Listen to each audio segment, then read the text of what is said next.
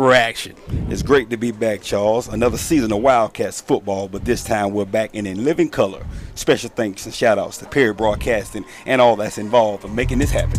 Yeah, in our pregame show, we're going to tell you a little bit about these two teams and, of course, get you ready to go. We'll have our tale of the tape and all the things that you're used to at our pregame festivities.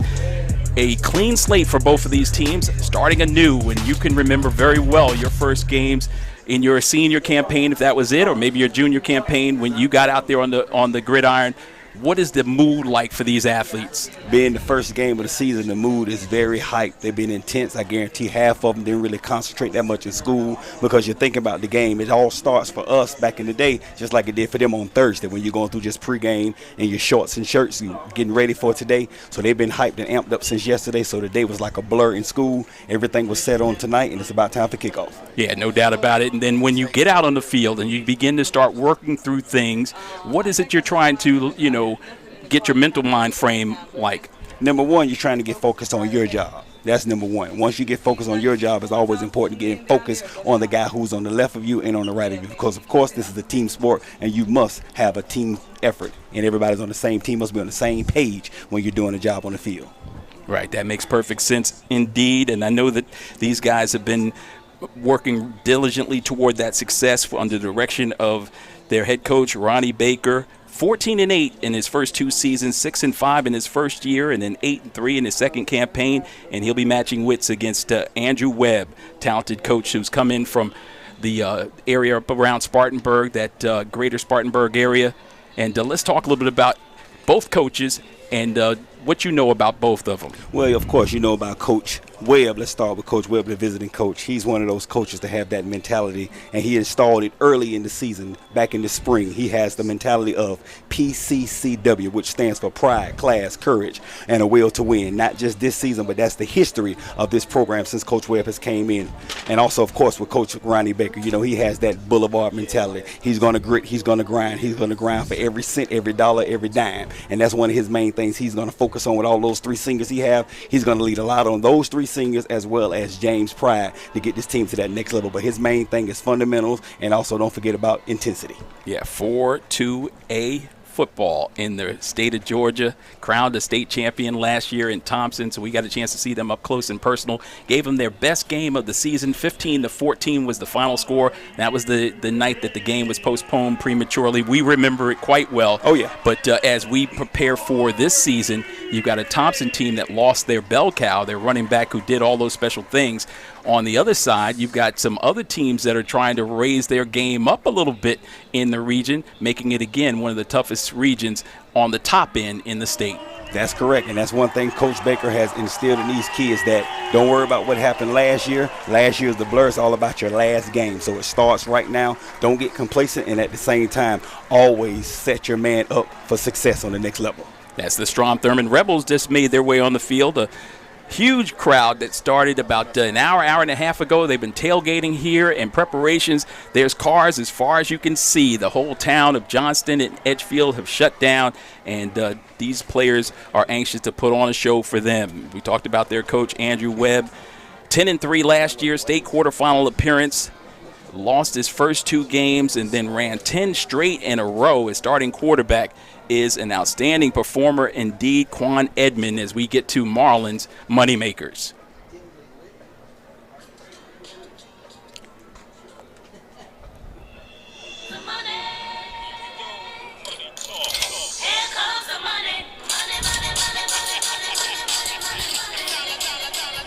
Oh, yeah, Marlins Moneymakers in the building. Starting out 2023, let's start out with the Strom Thurmond Rebels. Number 6, Braylon Stanley. He's one of those transfers, that transfer from Aiken, and he's a strong SEC prospect, already committed to University of Tennessee. Let's not forget about number 9, the vet signal caller, Quan Edmonds. He's another strong Rebel we have to worry about, but let's talk about the boys from the Boulevard. Starting with number 2, CJ Carl Holmes, Mr. Do Everything, 5'9" senior. He's able to do everything, take the game from one end of the field to the other, and let's go from C's to the D's. Go to DJ Danny Daggett, the team's enforcer, Mr. Everything, Mr. Protect This House. Look for him to show his game today, and we're looking for a very important game from all the Wildcats. Those are my money makers. And it's time for kickoff. The Wildcats will boom it away as they lost the toss. Strom Thurmond elected to receive. So we're all set and ready to go. Marlon and I would like to thank our title sponsors for 2023, the Wildcats Football, Frales and Wilson Attorneys at Law. Tough problems need tough lawyers. And let Frales and Wilson clear a sure path between you and the recovery you deserve. Call them tonight, 706-855-6715 and 306 on York. 306 on York presents the ultimate all-white Lego birthday celebration with Monk, Unk, and Mayhem as they celebrate the Big Leo fashion in taking place on Friday. And we'll tell you more about that after the kickoff. It's picked up at the 15, straight ahead running out to the 30 and across the 30, and he's down at about the 34. So 306 and York. On York, they are making it happen. August the 18th is tonight at 306 on York, located at 218 Hampton Avenue Northeast in Aiken. The doors will open for this super celebration, the ultimate all-white Lego birthday celebration. You want to be there immediately after the game. It is going to be fantastic. So let's go ahead and get you rolling. 11:55 left to play.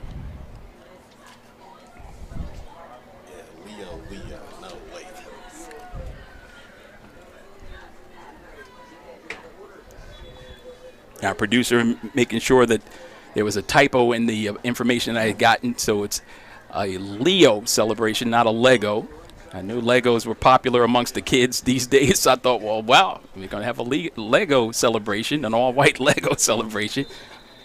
My cousin's birthday was yesterday, mother-in-law's as well, so happy birthday to all the Leos out there, and you can go on over to 306 on York as the first pass is thrown out there complete from Quan Edmond as he finds his man out on the flat, and that receiver who made the grab is number 6, Braylon Stanley. So Staley making the play to get things rolling, the senior wide receiver, the transfer from Aiken. There he is right off the bat, Coach. One thing Coach Webb was going to do is get him the ball and get him the ball early. Quick 10-yard gain by the Rebels. 2 out on the left-hand side, 1 on the right. 2 backs in the formation. The quarterback gives it up the middle to number 5, and he's met by DJ Daggett, who puts the smack on him and knocks him down for a loss on the play. Number 11, the senior, layeth the smacketh down. DJ Daggett, one of the new members to the law firm. You're looking for a law firm member, 706-139-93-PAIN. Once again, 706-139-9-PAIN. Give them a call. Matter of fact, their motto is, don't come looking for us, we'll find you. 11 minutes left, just a minute in, and Marlon already creating some new memories for these seniors. As we've got 2 on the left and 1 on the right. Different wide receiver on this near side as flags go flying. Let's see if it's a delay of game. Oh, legal procedure is the call, and it'll go against the Rebels. So let's go ahead and give you more of the tale of the tape. Last season, Strom Thurmond averaged 21 points a game. They yielded just 11 points to their opponents. The Wildcats scoring 23 points a game, but giving up 14. They shut out 2 teams this last season in 22, including this Strom Thurmond Rebels squad, 16-0. After a scoreless first quarter, they exploded with 2 across. That was C.J. Holmes making it happen in that second period. Handoff up the middle, short run. And there's the man making the stop. It is Chance Bush. That's one of the law firm members right there. That's the CEO of the law firm. It starts up front. The grit and the grind. The boys with the hands in the dirt. It's going to be tough to run against that D-line tonight.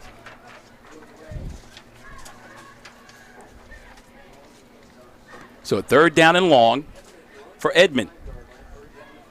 Looking over for the signal.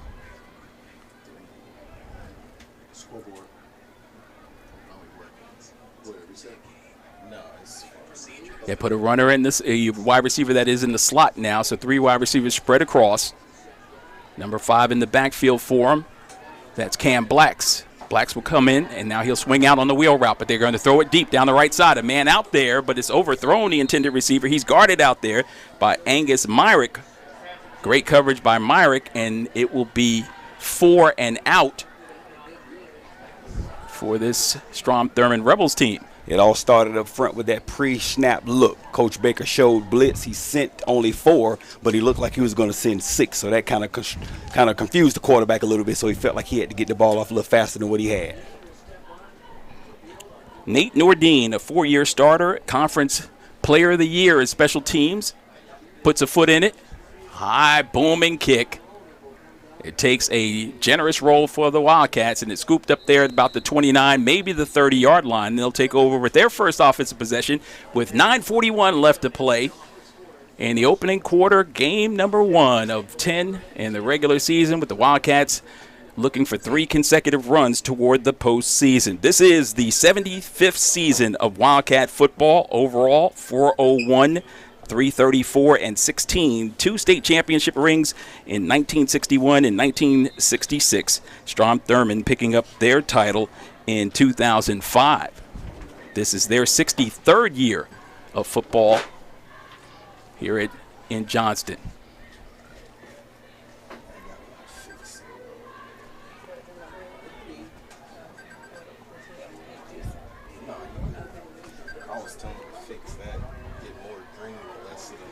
They'll work the ball on the right side, and with it is Carl Holmes, nicknamed CJ, as he worked the right side, picked up a few before he's run down by the outside linebacker. That's one thing about Carl Holmes. He loves that right side. He'll take that, what you call student body right and student body left, all day long if you give it to him. You give him 5 yards, he's going to take 7. You give him 7, he's going to take 10.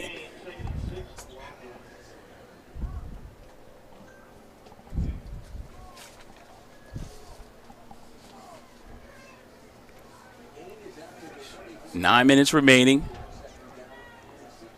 2nd and 6 after the 4-yard gain. And there he goes on the right side, calling his own number, barreling forward before he slammed down, short of the necessary yards to gain. But it'll be 3rd and short for the Wildcats. That's another big tackle by number 90, Nate Stevens. That's one of the Coach Webb faves he'd like to talk about. So he's one of the big guys down low in the grind, but he makes quick tackles, as you can see on that last play. 8:29 left, and there's Holmes. He's got a Wildcat first down. First down, Wildcats. If you need a car, truck, or SUV, the only place to go is Honda Cars of Aiken right now. 0 down and no car payments until November. You can check them out at HondaCarsOfAiken.com. And Carl Holmes is running like a car or a truck right about now as he gets that first down for the Wildcats off that right side. Nice push off the right side for the Wildcats.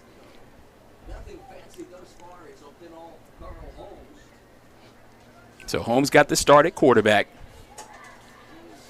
DJ Daggett is expected to come in and spell him.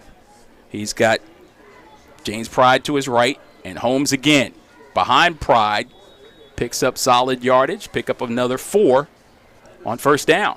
That's one of Coach Baker's bread and butter, as you can know from the past couple of years. Once he finds something, he's going to exploit it, and he's going to stay on it.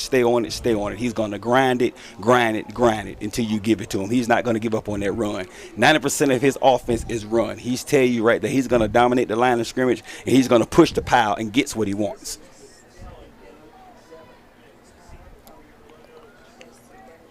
They'll give him 3 on the play, so 2nd and 7. Ball at the 44 for the Wildcats. Rolling right, Holmes behind the blocking, and he's got a hole, and he bounces outside and gets out of bounds near the first down marker. Let's see where they mark him. I think he may have it. He looks pretty close. I tell you what, that 4 for that, what Coach Webb did mention, their defense is a 4-2-5. I'm thinking they're going to have to go to that 3-4 or 4-3 or even just a 5-man front, because right now the Wildcats are getting penetration. They're remarking the line of scrimmage. If the line of scrimmage is on the 50, they're pushing it all the way over the other side of the ball. So at this point right now, Coach Webb has to do something about that defensive line because they're getting outmanned at this point.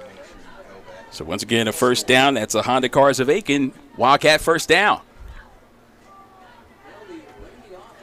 So 2 first downs in their opening possession from the shotgun. Holmes sends Pride to the right, who gets the first block, and there goes Holmes. Fighting off a tackler, ankle tackle, pulled down just before he could get out of bounds, but a solid gain by Carl Holmes. CJ on a roll. Right on cue, Coach Webb went to a 5-3 defense, and those 5 bodies are still getting pushed back. At the snap of the ball, you can see those white jerseys are outmanning those blue jerseys every snap, and that's a great game by Carl Holmes. He's averaging almost 5 yards a pop right now. He's just in the first quarter. Matter of fact, he's been the offense the whole time in the first quarter. He certainly has for the Wildcats, that's for sure. 2nd and 3. Ball at the 42 of Strom Thurmond. The give. Well, the quarterback keeper, the Wildcat, is what he was last year. This year, he's just the Wildcat. The man, the MVP, a player who has been looked at by both of the major publications here in town. Oh, yeah, he's one of those top prospects in the area. He's been doing it since his sophomore campaign, but definitely last year, he really showed his hand last year, so there are a lot of eyes on him going into this year, and he's going to show improve just like he did last year. But going back to the Rebels, number 10 made that tackle, Juju Stevens. That's one of the key defensive components that Coach Webb was talking about. So he's a problem solver and a problem child on that defensive line. Problem child for the offensive opponents. It's 3rd and 1. Holmes keeping it himself. There's penetration, and they've got him shy of the yard to gain. Yeah, he was tackled by a host of Rebels, and that play right there looked like leading the charge was once again number 90, Nate Steeves. Nate Steeves was leading the charge for the Rebels on that one. So the Wildcats with the ball at the 40-yard line, contemplating their decision. 17 on the play clock. 5:25 left to play in the opening quarter, and they're going for it. Holmes with pride to his right, operating out of the pistol, and he'll roll up the middle. He's got first down yardage for the Wildcats and more. That's another Honda Cars of Aiken Wildcat first down. And that just shows you how much pride and how much courage and how much believability in the offensive line that Coach Baker has, because he could have easily lined up on the center and just did a quick quarterback sneak. But, of course, he lined him up just in a regular formation, shotgun formation, and he had a 5-yard start before he got that first down. I want to thank the Wildcat Nation for tuning into our preview show. It was our coach's preview show that we did last Thursday. A week ago Thursday at Twin Peaks, thanks to John Patterson and his crew opening up the doors for us. We had a great time over there and had a nice crowd come out to support the Wildcats. And here's Holmes once again carrying it for the 11th time as he goes up the middle, picks up a couple. There's a flag down, our first flag against the Laney, or with the Laney offense on the field. Let's see if it's... They're looking like they're walking back toward Laney. Pointing in that direction is, let's find out. Holding is the call.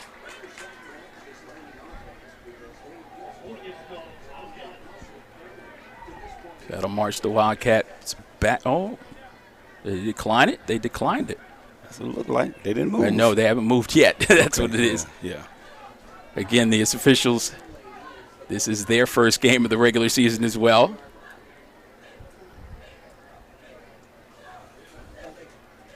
Seemed like he hopped 2 steps before he started walking to me. He got to the right spot. Okay, like he hopped twice and then started counting from 10. He might be going to the Leo party tonight. Yeah, Leo. Shout out to the Leos and the Legos, too. Working on his steps. 3:06 on York in Aiken. Low snap, looking to throw. Daggett throws it out there to Holmes. He makes one guy miss, but there's a gang of Rebels waiting for him. Led by the problem solver on defense, number 10, Juju Stevens. That's one of the main guys Coach Webb was speaking upon in the interview. He always talks about taking care of the locker room. He's always talking about bringing your accountability from the classroom onto the field. And that's one of the main guys he's talking about, the leading the team, the backbone of the team. Number 10, Juju Stevens. So Stevens with his second tackle makes it 2nd down and long. 2nd and 21. Daggett's still in at quarterback. He's going to look. He's going to throw right. He's got a man out there, high in the air. Throw, one-handed try, and it's overthrown and out of bounds. just a bit outside. Pass was intended for number 2, Carl Holmes. Believe me, if Carl Holmes may have been 2 feet a little taller, he probably could have reeled that in. But at his 5'8", 5'9" frame, that was just a little too tall for Holmes. Yeah, I think he might have needed an anchor as well to hold himself in bounds, even if he had that additional height.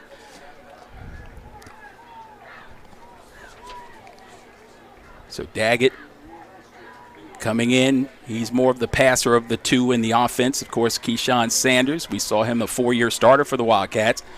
Moved on, and you heard in the preview show, Coach tell us about the fact that he was so happy for the Greg Graces and the Keyshawn Sanders and the Jonathan Ashleys and Kaylon Currys. They're all playing college ball, all doing their thing. So we want to wish them well. I know they're tuned in as there's a deep try on 3rd down the right side. There's contact, and there's a whistle and a flag. Yeah, that's going to be kind of tough, but I guarantee it's going to be on the Rebels because that's one thing when you're playing defensive back. When you're out there on the island by yourself, you got to play the ball. He wasn't even looking back for the ball. He just played the man, and there was a whole lot of pushing and shoving going on, almost like they were dancing. But if you're not playing the ball, you're going to get called for the flag, young man, and all we saw at the back of your jersey. Twan Norin Brown was the intended receiver, the 6'1", 175-pound senior. And he had great position. All he had to do is turn around and face the actual quarterback. But when you're running and facing the school, that's not good because you're going to get called for the flag every time. That's football 101. You got to play the ball.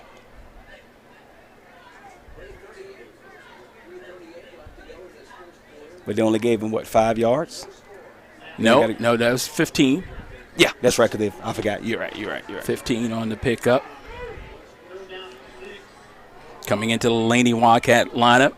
Big number 80 adds a little extra girth on this 3rd down play. Anthony Wilson, 6'2", 250. Has some late motion on the right side. There's Daggett for his first run, and there he goes over the right side. He's near 1st down yardage. Needed to get it down to the 25, the yard, the line to gain, and he's right there on the outskirts of that. Danny Daggett, as you can see, when he runs that student body left or right, he's more explosive from the snap. CJ has a little more of a stutter step, which is good. He sets and wait on his time, wait on his blocks to set up, and then he just bursts through the hole. DJ just makes his own holes. So it's 4th and inches. No measurement needed. And Holmes has been back in at quarterback with Pride to his left for the first time. Power side is the left side, but they're going to go right. Up the middle, actually, and he's stuffed on 4th down. Holmes was stopped in the backfield.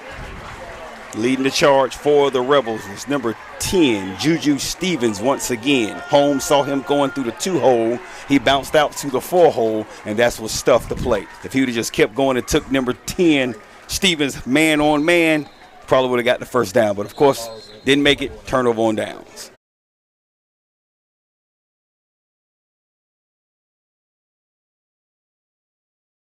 Hello, my name is Edwin Wilson of Frails and Wilson. People often refer to the legal world as a thicket. It's a very accurate depiction of all of the twists, turns, and obstacles one often faces when dealing with a personal injury case. Let's say you're involved in an 18-wheeler collision. You've had to spend weeks in the hospital, only to find astronomical bills waiting for you once you leave. You call the adjusters representing the driver, but what they're offering will barely cover your bills, let alone the wages you've lost and physical anguish and lack of peace of mind you've had to endure. These are just some of the logistical weeds and vines that make up the jungle we call personal injury law, obstacles that we specialize in cutting through. Tough problems need tough lawyers. We clear a sure path between you and the recovery you deserve. Frails and Wilson, let us be your guide. For more information, please contact us at 706-855-6715. Our office is located at 211 Pleasant Home Road, Suite A1, Augusta, Georgia.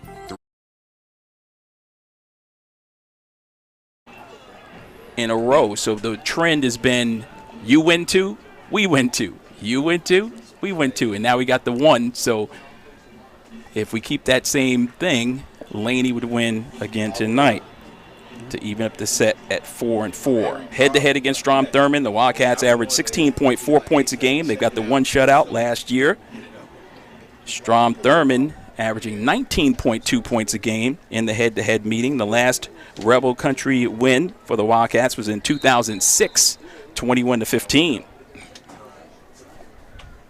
So Rebels ready for their second possession. Edmond brings them out and operates from the shotgun with 3 to the right, 2 to the left, and he throws it out there, and a big hit.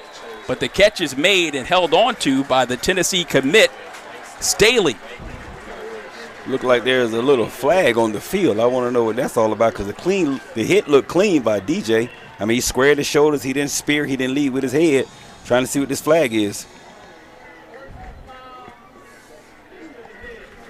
Hit to the head.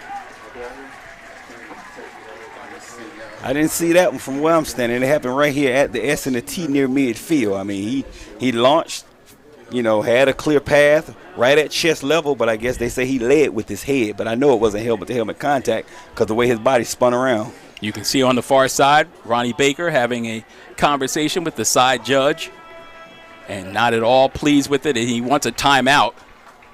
Coach Baker wants a timeout because he wants the referee to come over and have more consultation with him. Yeah, because he didn't launch. He didn't, of course, everything is safety now, which I understand. There's a timeout on the field, and our timeout sponsor once again invites you to bring your child to the best daycare center in Augusta, Brighter Beginning Child Care Center, located at 3423 Deansbridge Road, Suite C. Make sure you give them a call, 706-793-9776. Yeah, like I was saying, shout out to Brighter Beginning Child Center. If you don't lead with your head and don't launch, it's almost like it's like a ticky-tack type of play. I know that's what Coach Baker's talking to the referees about, trying to find out what he needs to do, because as long as you're at that pad level, right there at the numbers, of course, he didn't wrap up. I think that's what made it look worse than what it was, because he didn't wrap up, and the guy did do a little spin around. So it makes it look worse than what it really was. But I tell you what, he's going to think twice before he come across that middle again.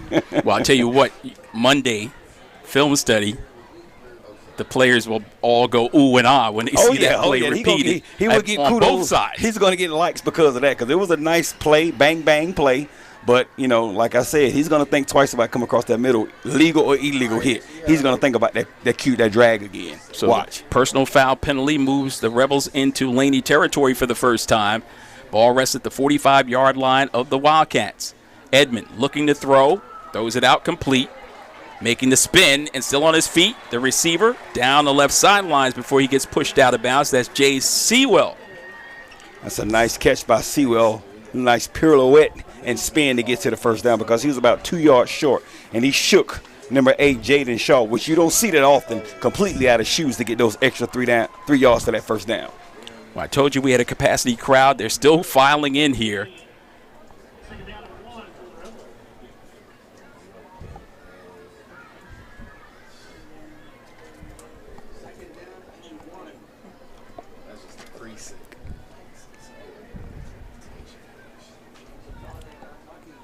.232 left.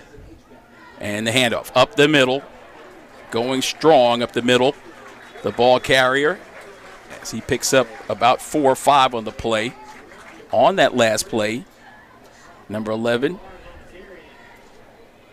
They're getting it done. And also number 16. That's Breshawn Lee, the sophomore quarterback, in to replace the starter, Edmond. Going back to that last play, Charles, we were talking to Coach Webb, and of course he said in the pregame, number 20, who just made that last nice run, Chris Barnes, is the most explosive tailback on the team. Now he'll throw. The backup throwing left side, complete to the Tennessee commit, who makes the grab, Staley. And he dices his way forward. Pickup of about 7 on the play, down to the 20-yard line, and now the Rebels are in the red zone. Funny thing is, if you look up number 6, Braylon Stanley's numbers, he scored the only rushing touchdown last year when he played on the Aiken squad against Strom Thurmond. And look, 365 days later, he's on a Strom Thurmond team. 2nd and 3. And the give, diving and leaning. He's got the necessary yardage inside the 15, and they'll put him down at the 14-yard line. That's a pickup of 6 on the play. Looked like Coach Webb is taking a page out of Coach Baker's book with command and respect on that offensive line, because right now Rebels O-line is dominating the trenches. They're dominating the D-line of the Wildcats. So Quan Edmond out, which is a surprise. Remember, he had the separated shoulder that forced him out of the opener last season. And now they'll give it left side with the ball. Barnes bouncing to the left side as he picks up a couple. But there's a flag down. I think this one may be coming back. That was a nice open field tackle by the Wildcats, number 9. Vince Carter, not the dunker. This time it's the football player. Looked like he may be down, shaking up on the play.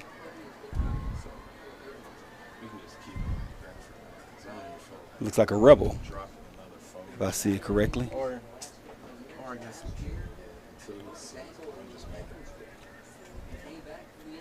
Got an opportunity for the medical staff from Strom Thurmond to come over and take a look at him.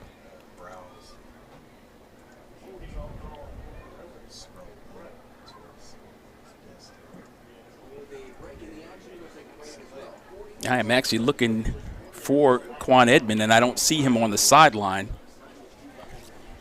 I seen a kid, I don't know if that's him or not because I couldn't read the back of his jersey. He had a number 9 jersey on. I don't know if he's over there now, but he had no pads on earlier. No pads, just shorts in his jersey. But I couldn't see if that was actual Quan or not, which I don't see him or the number 5 that he was standing beside about 10 minutes ago. Yeah, there he is. Yep, I see him now. Yeah, there he is. Yeah. Yeah, so he's actually taking his shoulder pads off, and again, prayerfully, he's not seriously injured.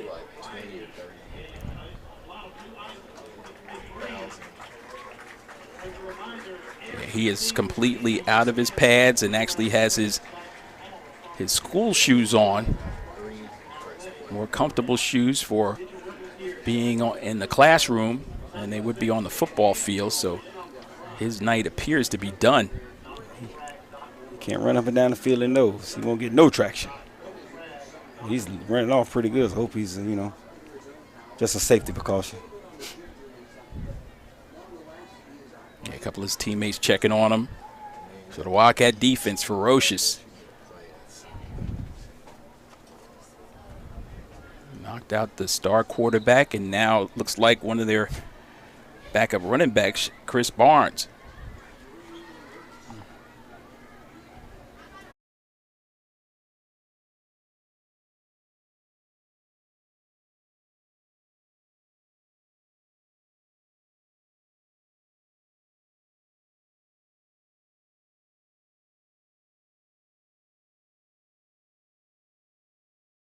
Going to be a toast taking place with DJ Zell on the crowd control this Friday.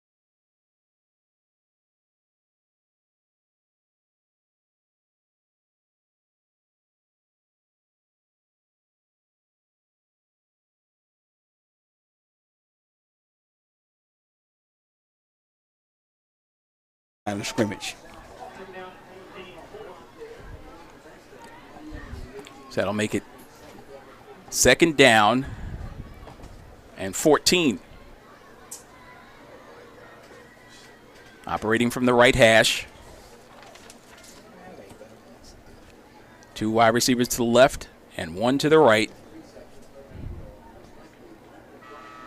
And that'll do it. That's the end of the first quarter.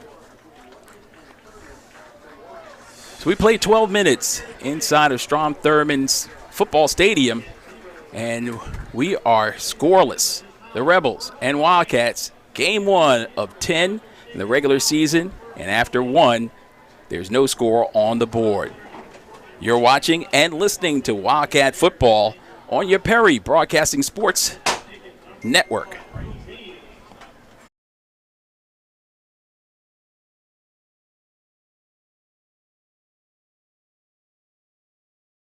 It's tough. You want the toughest lawyer you can find because you want results. Whether it's a domestic matter, catastrophic car accident, serious truck accident, medical malpractice, or a complicated business matter, we have the staff and resources to meet your needs. We can also take care of your everyday needs, such as estate planning, probate matters, or real estate transactions. The firm has several attorneys who have extensive knowledge in a variety of practice areas. We're on a mission to provide quality, cost-efficient, and effective legal services to each and every one of you, day in, day out. Tough problems need tough lawyers. Frales and Wilson, we're in your neighborhood. We're here to help, and we're here to stay. Frales and Wilson. For more information, please contact us at 706-855-6715. Our office is located at 211 Pleasant Home Road, Suite A1, Augusta, Georgia, 30907.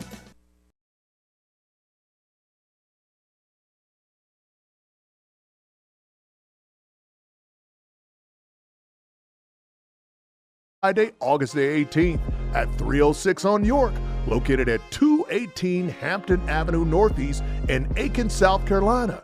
Doors open at 9 p.m. So after the Laney Wildcats versus the Strom Thurmond game, come over to 306 on York. 306 on York is a proud sponsor of the Laney versus Strom Thurmond live broadcast. Trying to hold Strom Thurmond out of the end zone. It's second down and about 13. Ball at the 19-yard line. Lee, the backup quarterback, looks. He throws high in the deep back of the end zone. Catch is made.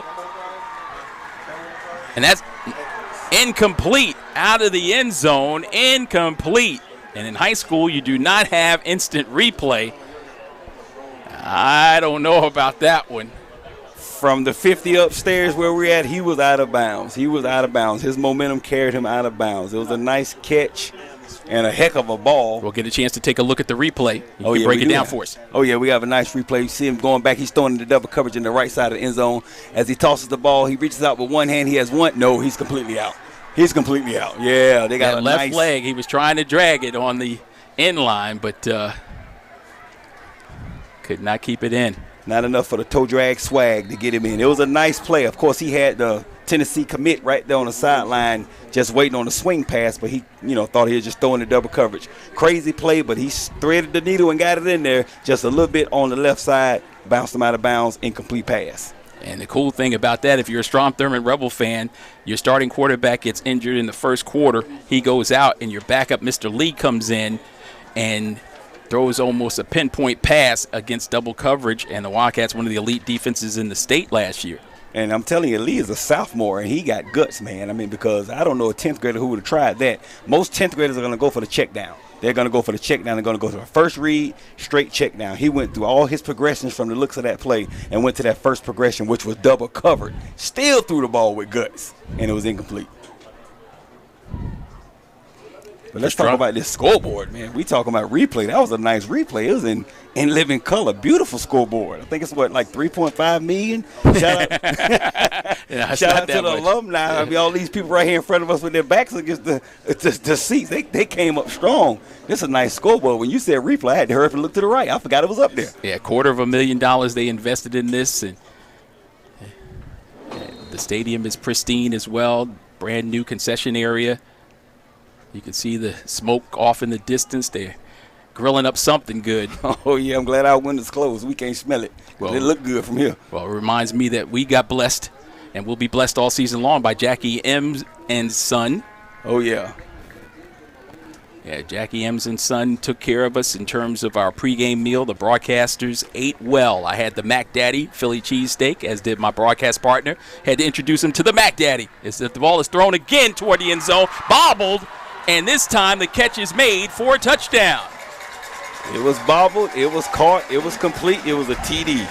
The defense just let him get behind him. I don't understand. There's only so many routes you can run inside the red zone. They were inside the 20-yard line. You got your backs against the end zone. There's only so many routes you can run. So it's almost like you need to just play prevent, keep the play in front of you, and stop that from happening. But, of course, the safety let the receiver get behind him, and that's one thing you can't do. That's 6 points for the Rebels. The sophomore quarterback, Breshawn Lee, brought this crowd to their feet as he threw it complete to the man with a plan, Juju Stevens, for his first touchdown grab of the season. And the Rebels are on the board first, drawing first blood. That's their first score against the Wildcats in 6 quarters. The extra point kick is up, and the kick by Nordine is good. I had to look twice on that play, Charles. I see a man on the roof of the Strom Thurmond Athletic Complex. That's where the ball goes after they kick the field goal. I thought the ball just disappeared in the thin air. They got a guy on top of the roof catching the balls. So similar to last year's game where there was no scoring in that opening quarter, the Wildcats scored twice on their home field. Well, the Rebels answering with one of their own. 15-yard touchdown grab. Stevens making the reception from Lee. I think that's one of the key things about that sophomore, his swag that he has.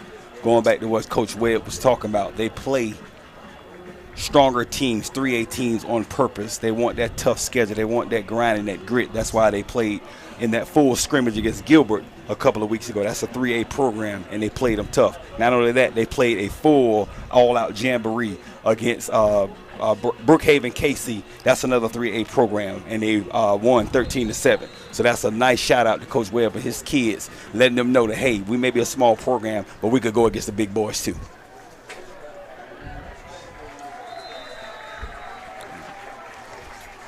Kickoff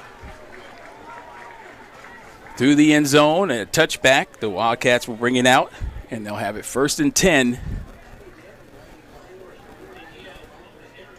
So the Wildcats preparing themselves for the offensive side of the ball in a defensive struggle in which the Rebels drew first blood.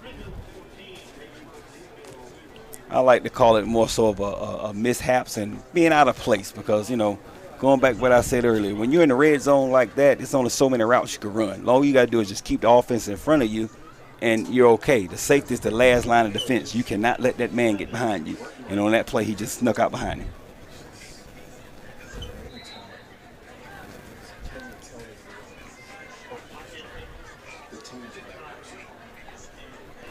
.47 left. We're in the second quarter, and Holmes back in at quarterback.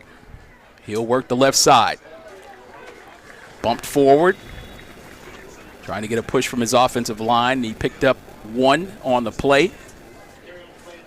Second and 9 for the Wildcats. Looks like he ran into his own player on that one. Anthony Wilson, the big body, was trying to make a hole for him, and Holmes just ran right into the back of him. So he got tackled by his own player from the looks of it.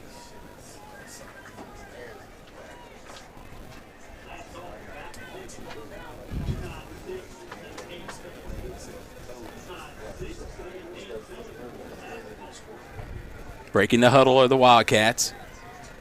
Tight formation.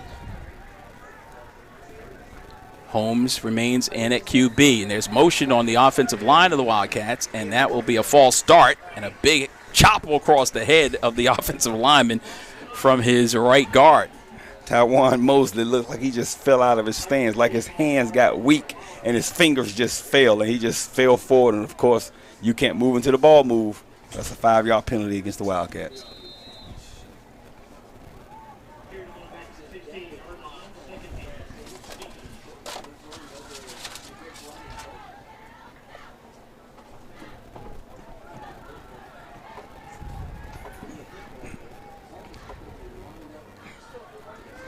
For that, I think you might have pushed that and disconnected. You should start doing something in a second. I got it. Pass is thrown out, and it's incomplete. Incomplete pass. Thrown intended for James Pride off his fingertips. He should have had that one. That's one thing about James Pride. He's not used to really catching passes out of the backfield. He's used to grinding and making his own plays by getting the ball and just grunting through that 2-hole, that 1-hole, and just taking those dives down the field. That's a little different formation for James Price, swinging out the backfield on a pass. So it'll be 3rd down and long for the Wildcats. 3rd and 14. Ball back at the 16-yard line. Dropping back and now rolling right. The quarterback, he throws. That's Daggett. It's complete to Holmes. Holmes gets a flag thrown toward him as he makes the grab and scampers out of bounds at about the 24. So a pickup of 10 on the play. Correction, pickup of 8 on the play. From the 16 out to the 24.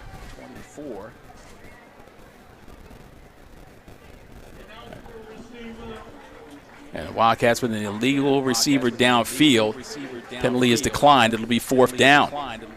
That's one thing you got to watch out for. When that quarterback is scrambling like that, those linemen got to know with pass blocking is not run blocking. And on that play, looked like they had one lineman 3 yards over the line of scrimmage, and they're going to call every time illegal man downfield.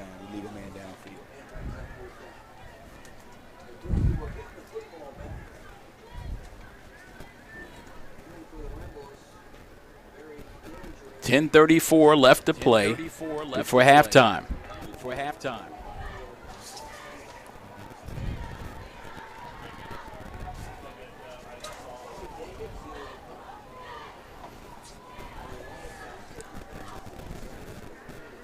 And they'll punt it away. Low line drive punt, bounces up, and it's picked up there by Staley. He bounces off one tackler. The Tennessee commit still on his feet. Crossing the midfield stripe, he's brought down at the 49-yard line of the Wildcats.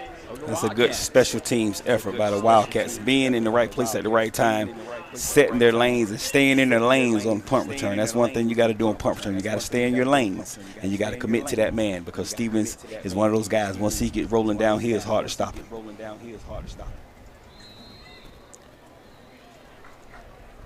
So they'll take over the possession with 10:22 left.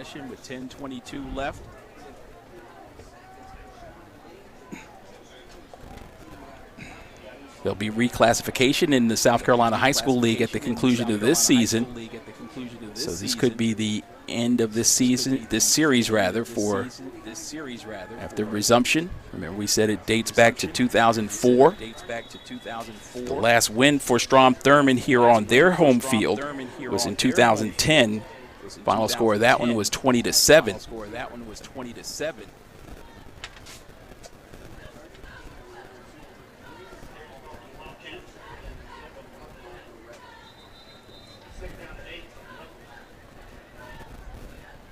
On that last play, it was number 8, Jaden Shaw, doing what he does best, playing linebacker / strong safety, being in the right place at the right time. And once he gets his hands on you, he's not going to let go after the whistle blows.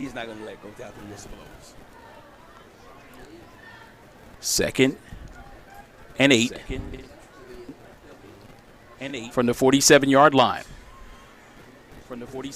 Man in motion, and the high snap. Lee has it, and he'll carry it himself over the right side. Broken play. It gets shoved out of bounds by DJ Daggett, but not before he picks up 6 on the play. And that's one thing about that. You got to commit to stay home. Number 33, who is not on our roster for the Wildcats. I'm sorry if I don't know your name, young man, but you have to contain. You're playing defensive end like that, you got to go upfield and make your L. He went upfield and cut inside, and QB on that busted play just bounced outside and gained, 7-8 yards. If you stay home, maintain your lane and your gap, that would have never happened. You got to stay upfield.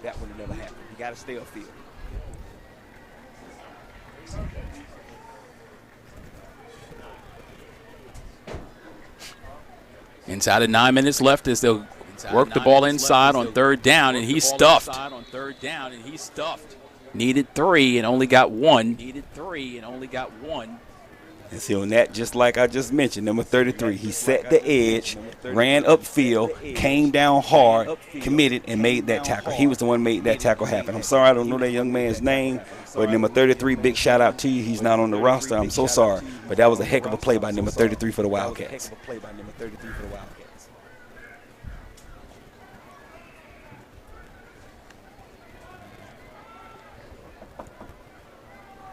Wildcats have been blessed this season to have more players come out than they've had in many years, dating all the way back to the Eric Parker era. Nearly 60 players came out, tried out for the varsity or JV program, and that has to boast well for the Wildcat faithful to know that they're getting more kids eligible to play, and then more players want to be a part of this program as it's being built by the architect, Ronnie Baker. Oh, yeah, it all starts with the history of the program. Then, of course, you know how Ronnie Baker is. We hung out with him on many occasions, you know, at practice, after practice, before games, after games. And he's just that coach/dad/big brother. Who wouldn't want to play for Coach Baker? Honestly, I mean, he has the knowledge and the know-how of the game. He's played the game at the higher level, at the collegiate level. So he knows what he's talking about, and you see it. He bleeds Wildcat gray and red through and through. So who won't want to play for that guy? There's a timeout on the field, and our timeout sponsor invites you to bring your child to the best daycare center in Augusta. Brighter Beginning Child Care Center, located at 3423 Dingensbridge Road, Suite C. You can give them a call this evening at 706-793-9776.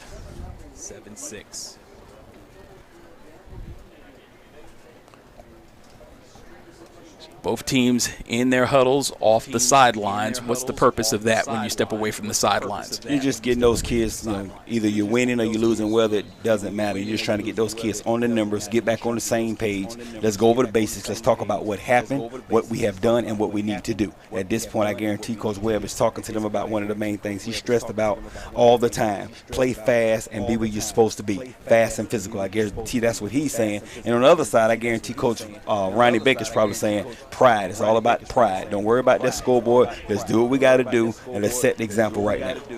Wildcats would like to thank their community sponsor, W.H. Mays Mortuary, where providing quality funeral service is paramount.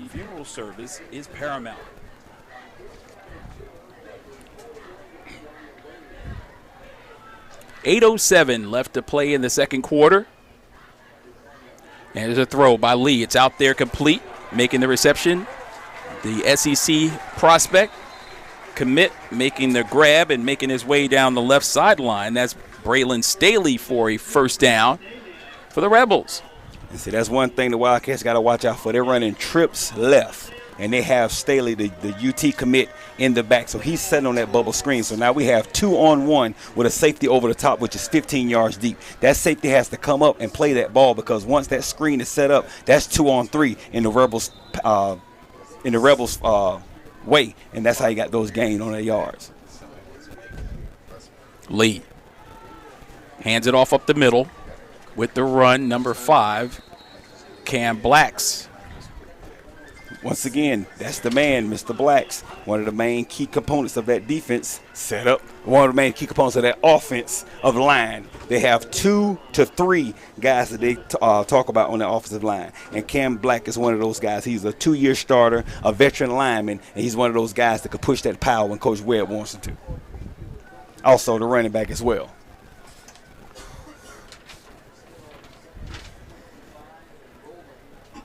So Lee operating from the shotgun. One guy on his right-hand side. That's Blacks. 2 wide receivers to the right. There's Blacks up the middle. Trying to fight off a tackler. He does. Now a second one, he eludes, and he gets finally thrown out of bounds by the Wildcats, as it took 2 of them to get him down. Physical, explosive runner. That's one of the main things that Webb's talk about, number 5, Blacks. Physical, and he's one of those explosive runners out of the backfield. And I know he's going to lean on him more than normal, because number 20, Chris Barnes, who is one of the explosive running backs on the team, is still out of the game with a little injury. Angus Myrick and Jaden Shaw combining on that stop for the Wildcats. 3rd down and 5. From the 25 of the Wildcats. And Lee, the backup quarterback, looks to throw. Out, a high pass, but it's caught. Making the reception is number 3, Tolan. Demarius Tolan with the grab, the senior wide receiver. That's just a one-on-one open field tackle by number 8, Jaden Shaw. I'm more concentrated and more looking at that right side of the field. I'm looking at that UT commit.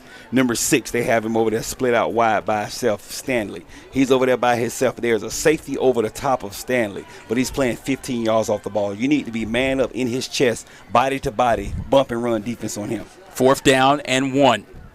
Great defense by the Wildcats on 3rd. Can they do it again? Handoff up the middle. Stopped. He's leaning. He's trying to dive forward. Will they give him forward progress?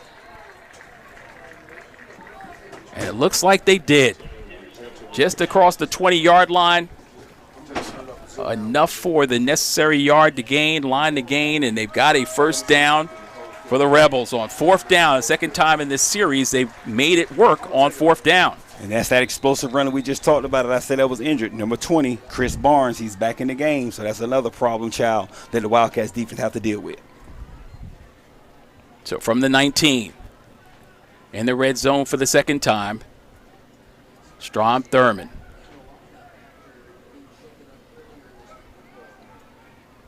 Barnes in as a blocker. Lee throws left side corner. Up there making a grab for a touchdown. The Rebels. He's out. Did he's out? I got one signal in and one signal. They're celebrating. They're It's celebrating, a touchdown. I guess so. And Coach Baker's having a fit because he waved it off. As you can see, Coach, he said no. I thought I saw him say no. That's why Coach Baker's on the field. He waved that off. He never gave a hand signal. He never get that ref right here in the corner of the end zone by the pylon, never gave a hand signal. He waved that completely off. I don't know about White Hat, but that sideline judge where the play happened at waved that off. And Coach Baker's having a fit. And I don't blame him. I don't blame him because that was clearly a no call when he waved that off right here by this pylon. They're going to talk about that. I don't know if White Hat gave the okay, but that guy who was on the play right here by the pylon, he completely waved that off. That's why I said no good. They just started cheering. Let's see the replay. If they show him on the replay, he waved that completely off. Here's your chance. Watch the ref. Watch the ref. Let's see. Well, you're not going to see the ref, but he's one left foot is in. That's a touchdown. But Coach Baker is more so, that's why he did that, because he waved it off. That was a great job of keeping that right foot up. Yeah, great job by the Rebels. kid. Great job by the kid. I got to give him his respect. That was number 3, Toland, which he's about, he's one of those 6'4", 205 receivers. He has 3 commits, 3 offers also from South Carolina State being one of the main ones. He's has a commit from, or has offers from South Carolina State. And with a body frame of 6'4", 205, that's a nice size receiver. Now, is he the other transfer? Yeah, he's the other transfer. Good. Yeah, he's the other transfer. Yeah, he came in from Aiken as well, along with the young man, Staley, who's highly touted. Of course, he's headed toward Tennessee. And you see Coach Webb keeps them on separate sides of the field, which is a good thing. Don't play them on the same sides, almost like you got to pick your poison. You got 6'3" on one side, 6'4" on the other side. I guess they're going to call it a touchdown, Charles. Yeah. They're talking about it right now, but I mean, the replay is not going to show, but this guy clearly on the call in front of the plate at the pylon waved that completely off. That's why I said what I said, because he said no good. But when they started cheering, I didn't have my eyes on White Hat, so I don't know if, Nordine is in for the extra point once they get the conversations completed.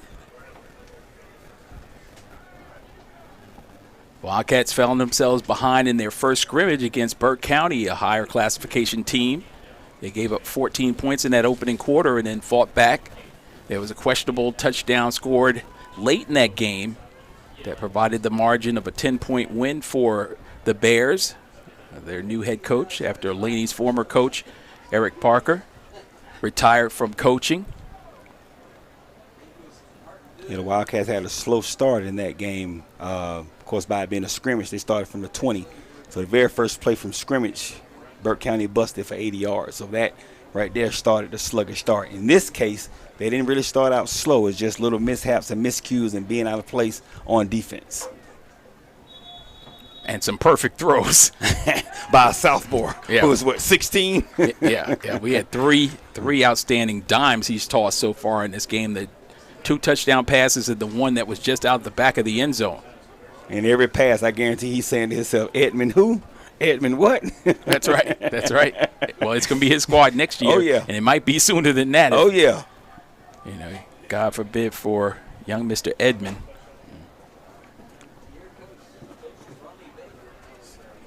Well, it's obvious that Dordine's also a golfer. He's practicing his golf swing out there. and Coach Baker is still on the 25-yard line. He want answers, and he want them bad. He's not going to let this extra point go until he gets a complete answer. This is a prolonged timeout. So there's a timeout on the field. Our timeout sponsor invites you to bring your child to the best daycare center in Augusta, Brighter Beginning Child Care Center. It's located at 3423 Deansbridge Road, Suite C. Make sure you give them a call, 706-793-9776. And coming up at halftime, we've got a great halftime show coming your way. Marlon was telling me on the way over he's going to do a song and dance for you since we're on TV. Oh, yeah, I'm going to do it. Got to do it and do it well like LL Cool J. And he'll be right and ready to go. The Wildcats halftime show brought to you by 306 on York. Make sure you check out the Big Leo birthday party. Celebration is on with Monk, Unk, and Mayhem.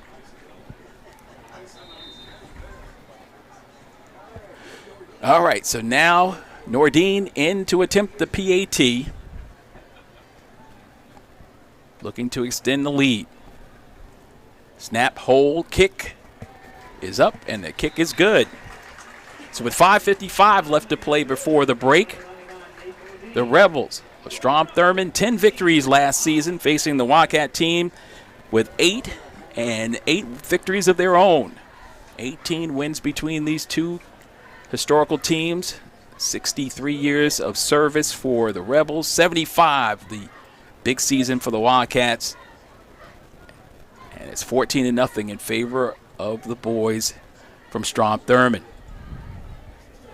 Feels a little different. Around this time last year, it was, I think, 0-0 going into halftime, and the Wildcats pulled it out 16-0 after a grunt win, and kind of rainy on the boulevard, just has a different feel. But as we can see, they're at home now, the Rebels are, and Coach Webb have those kids ready and prepared to play. You can see it in pregame. They were focused and ready to play. But, of course, it all starts with those two transfers. We got 6'4", 205 transfer from Aiken in Tolan, and, of course, we got the UT commit, the transfer from Aiken as well in Stanley. Those are the difference makers. And not only that, but we have the sensational sophomore tossing the ball around like he's in the backyard with his daddy and having a good time doing it.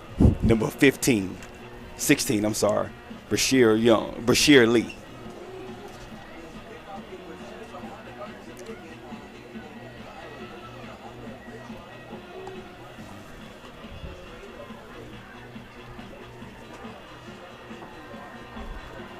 Nordine waiting for the official to give him the honors. Last one was a touchback, and this time he'll try to do it again. High floating kick, and Laney's not even going to take a shot at it as it goes through the end zone for another touchback. So everything is rolling the Rebels' way in this first half. What do the Wildcats need to do to change things? Slow it down. Play the Wildcats brand of football, grunt, grind, and grit. Don't play to the pace of the Rebels. Right now, the Rebels have the momentum. They're at home. We need to slow it down. Forget about the last play. I know that's one of the things Coach Baker's telling them about right now, because I know the chitter chatters on the sideline. He was out of bounds. He was out of bounds. He was out of bounds. That play is over.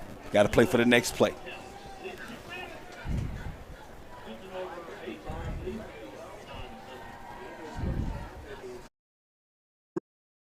Presents the ultimate all-white Big Leo birthday celebration with Monk, Unk, and Mayhem as they celebrate in Big Leo fashion. At midnight, there's going to be a toast taking place with DJ Zell on the crowd control this Friday, August the 18th at 306 on York, located at 218 Hampton Avenue Northeast in Aiken, South Carolina. Doors open at 9 p.m. So after the Laney Wildcats versus the Strom Thurmond game, come over to 306 on York. 306 on York is a proud sponsor of the Laney versus Strom Thurmond live broadcast.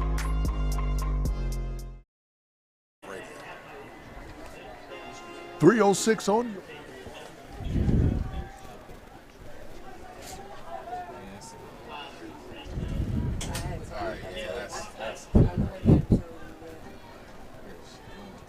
Daggett in at quarterback.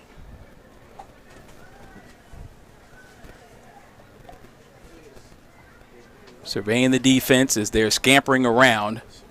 2 wide receivers to the left for the Wildcats, only 1 corner over on that side.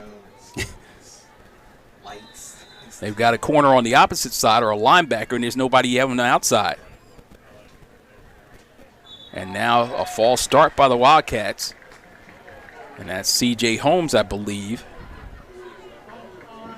He's looking like they may have changed the snap count, and he didn't know. He's trying to converse with the QB right now about the snap count. Look, he's trying to tell him to let's go from the looks of his demeanors of his arm. Well, he didn't have anybody covering him, so he couldn't. Yeah, he was anxious to get going. That's that senior leadership right there. He's like, don't worry about the snap count, just hike it. Yeah. I'm wide open over here. Now he's got somebody in front of him, and he's going to guard him close. There goes Holmes. Pass is thrown on the outside to the guy who ran the shallow route. That was Daggett. It's a taller receiver up there. See if I can get a look at him. Number 7, Teran Brown. Yeah, that's number 7. Yeah, so Brown, who made the reception earlier, his first catch of the season. Good addition. I tell you what, Coach Webb has got out of that 4-2-5 defense. He's strictly to a 5-3 now because he know that Wildcats offensive line is just manhandling his defensive line. So he had to put another 2 or 3 hands in the dirt to try to maintain. That was the case in the Wildcats' second scrimmage that we witnessed against Southwest Macon.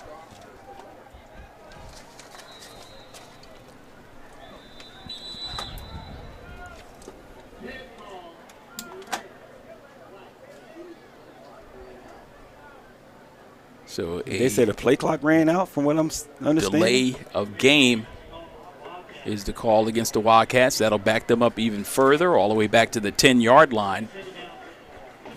See, that's all about discipline. That's something that should never happen because you got in both corners of the end zone, you have the clock right there in front of you. So, I mean, that's something you should never happen right there.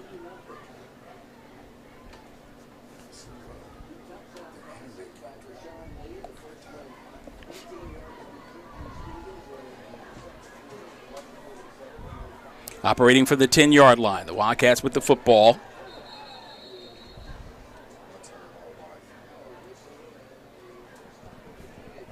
Those listening to audio only with no video, they're moving from left to right across your radio dial. Remember, we do have the live video streaming up and running.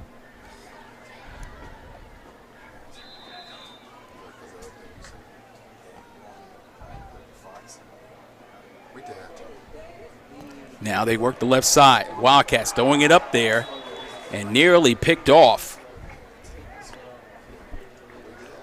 I don't know who he was throwing to because all I saw was a sea of blue. Only the closest guy to him was number 20, and he wasn't on his team. Yeah, he had a post pattern. They were running up the middle. Simple go, and it didn't. Some miscommunication, I do believe, on that one. Well, we know Daggett's the thrower and CJ is more of the runner, but on plays like this when it's 3rd and Bobby Jones, you have got to come up with a play and dial this up and dial it up quick. Yeah, those of you familiar with that drive through Edgefield, they got to get it to the Peach Orchards. As now the running play on 3rd and forever. And that's Holmes up the middle. He did get positive yards. He needed 20, and he got about 6 on the play. Looked like Malik McCall, number 40 for the Strom Thurmond Rebels, was what you call in the right place at the right time, because once Holmes pivot and put that foot in the dirt and cut back, he ran right into the arms of McCall. So nice play being in the right place at the right time for Malik McCall. But this is a dangerous territory right here. You're punting at the back of the end zone, you punt to a UT commit. Julian Beecham puts a foot in it, and it takes a Laney roll, but picked up at the 45. Working down the left sideline. Staley on his feet as he gets down to the 30 on the play. So a pickup of about 11 on the return. Player like Staley has the green light to do what he wanted to do on special teams because anybody else would have just let that ball roll and the Wildcats would have downed it, but not Staley. 2 bounces, he picked it up, Roll got another 15 yards out of it.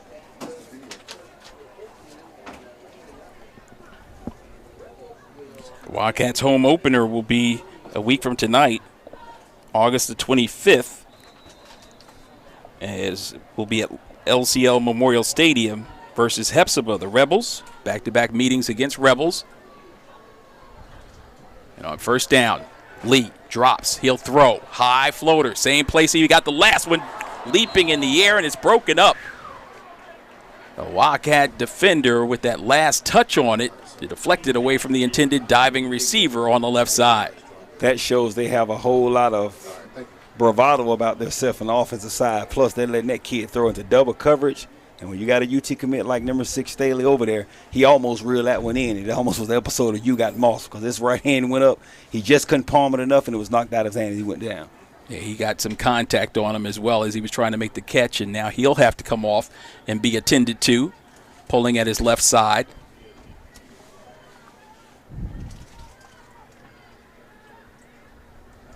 So second down and long. And they work the right side. Nothing happening there. So the Wildcat defense is standing up. They need one more. And see what happens on fourth down if they'll try their all-conference kicker to come in, all-state kicker to come in and attempt a long field goal. That play almost didn't happen as we have a Wildcat on the ground. Looked like he just fell because he may have a cramp.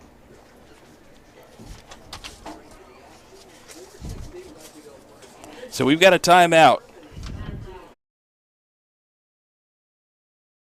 There rarely comes a time in your life when you need a lawyer. But when you do, you need one that's competent, and you want one that's tough. You want the toughest lawyer you can find because you want results. Whether it's a domestic matter, catastrophic car accident, serious truck accident, medical malpractice, or a complicated business matter, we have the staff and resources to meet your needs. We can also take care of your everyday needs, such as estate planning, probate matters, or real estate transactions. The firm has several attorneys who have extensive knowledge in a variety of practice areas. We're on a mission to provide quality, cost-efficient, and effective legal services to each and every one of you, day in, day out.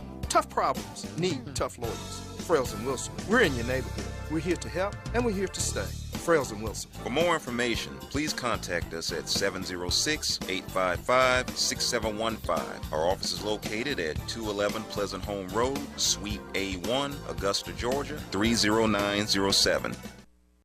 Presents the ultimate all-white Big Leo birthday celebration with Monk, Unk, and Mayhem as they celebrate in Big Leo fashion.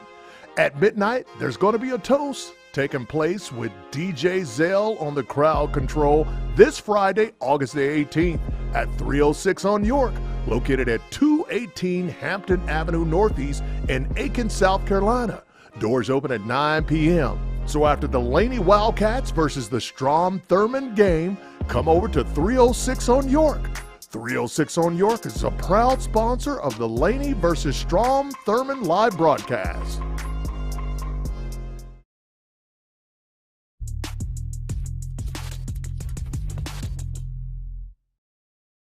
How they do in the Student Center. All right, so on this 3rd and 9, they run an offset position, double pass, throws it out one time, complete. Throw it a second time, man open, catching it, pushed. Did he get both feet down? Incomplete. The pass is incomplete. Intended down the left side, and what a nice play it was. Haven't seen that one in about 25 years. Exactly 25 years. Butler High School, Coach Cochran called that polecat. If they go with the receiver, the quarterback / running back run the ball. But if they go with you, you pass the ball. So, of course, they gave Staley the okay to pass the ball. He threw it in double coverage, and he was pushed out of bounds. Intended for Demarius Tolan. Couldn't keep his tootsies in bounds. So 4:09 left. Second quarter. 14-0 is our score. Strom Thurmond with the advantage. 10 victories last year. Made it to the quarterfinals of the SCHL.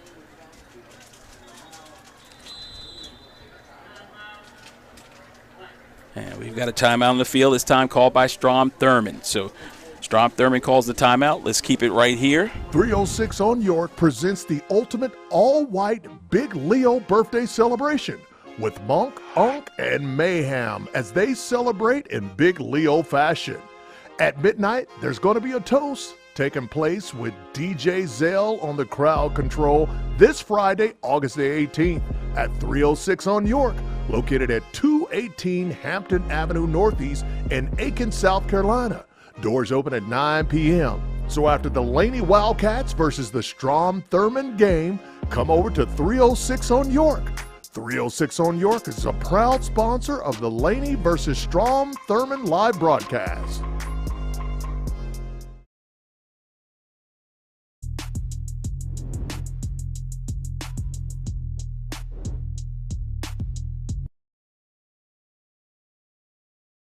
And get the ball, maybe sit on it. If we can score, we can score. But let's just go into the half. If worse comes to worse, down by 2. I'm Charles McNeil, entering my 12th year of broadcasting Laney Wildcat games. And that's consecutively with Perry Broadcasting. Prior to that, going all the way back to 1995, calling games with the Wildcats, following them all the way to the state championship in girls basketball. As now they'll throw. Lee looking to throw over the middle. He overthrows his intended target. First time he's missed in a while. And on 4th down, the Wildcats will take over on downs. Good thing he overthrew him because the Rebels had a high-low combination on the right side. He had a man high, 5 yards later he had a man low. He went for the low guy. Of course, the high guy was Staley. He should have went that way, but by him going low, he overthrew him by 5 yards. So I mentioned my dozen years in service. This young man to my right in his 3rd year, opening up things. Hello, my name is Edwin Wilson of Frails and Wilson. People often refer to the legal world as a thicket. It's a very accurate depiction of all of the twists, turns, and obstacles one often faces when dealing with a personal injury case. Let's say you're involved in an 18-wheeler collision. You've had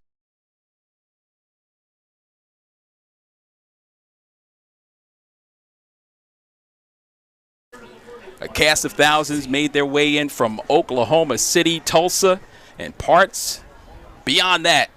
Around the world, they made it in to make this thing happen, so we're grateful to them and hope you're enjoying it. The give up the middle, the Wildcats can't get anything going as he's stuffed at the line of scrimmage. That's one of the only times the Rebels call a blitz, and they call it the right time. The running back slash linebacker came stunted through the A gap and met him wide open. Face mask to face mask. Hello, my name is number 5, Cam Blocker.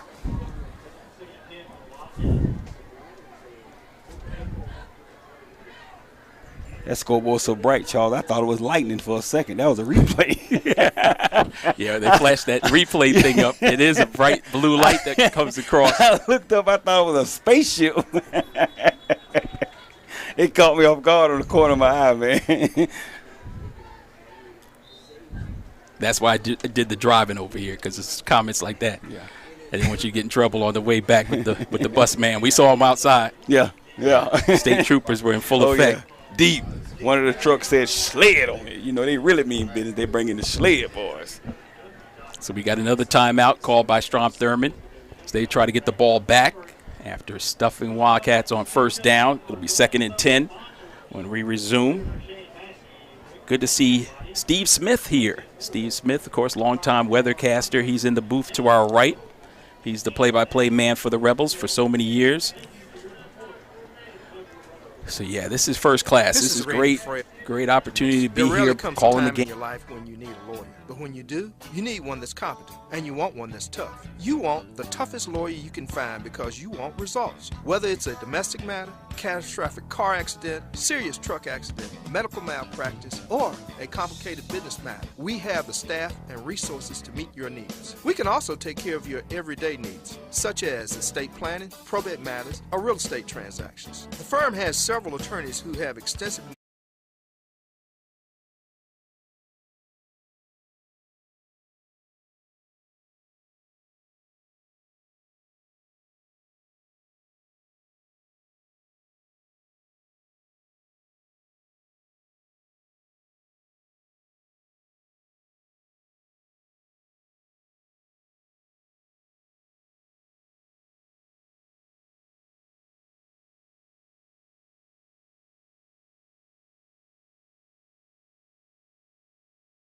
camera shot and stuff already. And they might have called him for a legal hit as well. He pulled his helmet off.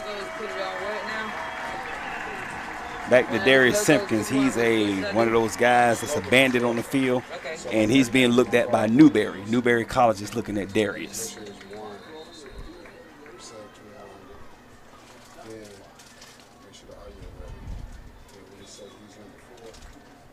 This is one of these games that the Wildcats got to find a way to match Strom Thurmond's intensity. You pretty much got 11 on the field, and then you got the stands, which is 12. So you got to deal with that 12th man. You got to match that intensity. Bring that thing down to your level. Play that boulevard ball, that bully ball, and get yourself back into this game at halftime. I don't know if you remember it, but the year that we went over to Lincoln County and watched them play the Wildcats, it had a similar vibe in that the Wildcats were behind. They needed something to get going. It seemed like everything was going the Lincoln County Red Devils' way, and they got a big pass play to the 50, and that opened up the door for the running game. Is now on 3rd down and long. Nothing happening once again, trying to get it out to the outside, and the running back got back to the line of scrimmage and no more. Yeah, all it takes, like you were saying, it takes one play. It takes that one big play to set everything off. It takes that one big play and that one teammate to get in everybody's ear. Because right now it's all about pride. The game is not over. You could go into the halftime, your mindset going into the half, it's 0-0, we're getting off the bus, and we're going to get the party started. That needs to be their mindset going into halftime. Don't go in there looking at that scoreboard. It's pretty and bright. Pay it no attention and play boulevard ball. 4th down, the punting unit is on. And he gets off a quick kick, and it's a low-line drive. It's not going anywhere. It's not even 10 yards up the field as it falls down and is down about 8 yards on that punt. So they'll have it in golden field possession at the 32-yard line, the Wildcats 32, with 13.9 seconds remaining. And see, on that play, Darius Simpkins came unblocked. He came right over the center's back. The center, of course, you can't cover the center on special teams, so he didn't cover the center, but he came right through that A-gap on the left side, unblocked, and was in C.J.'s face before C.J. got the ball, so he had to rush the punt. I say 13.9. It's either that or 139 left. It's hard to tell. I can't see the colon, so we'll find out after this play.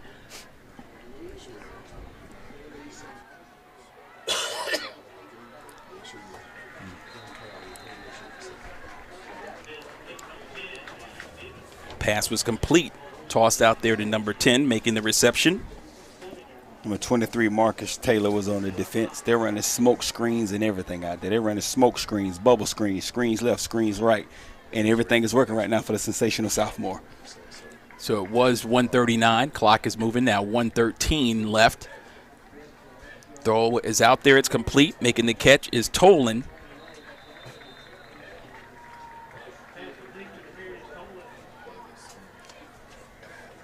So Lee remains on at the QB slot. I'm trying to understand, with such a short field, why are the Wildcats playing so far off the ball? I mean, there has not been a player bump and run yet on defense. They're respecting that speed, I guess, as now Lee looks to the left. He'll throw that way. No, over the middle, a slant pattern. Caught at the 1 and into the end zone for the 3rd touchdown for the Rebels. Number 10, Juju Steves with the touchdown reception. The Wildcats had their back against the wall right now. They're throwing it at them. They're throwing left, right, body blows, all kinds of blows. This crowd is into the game.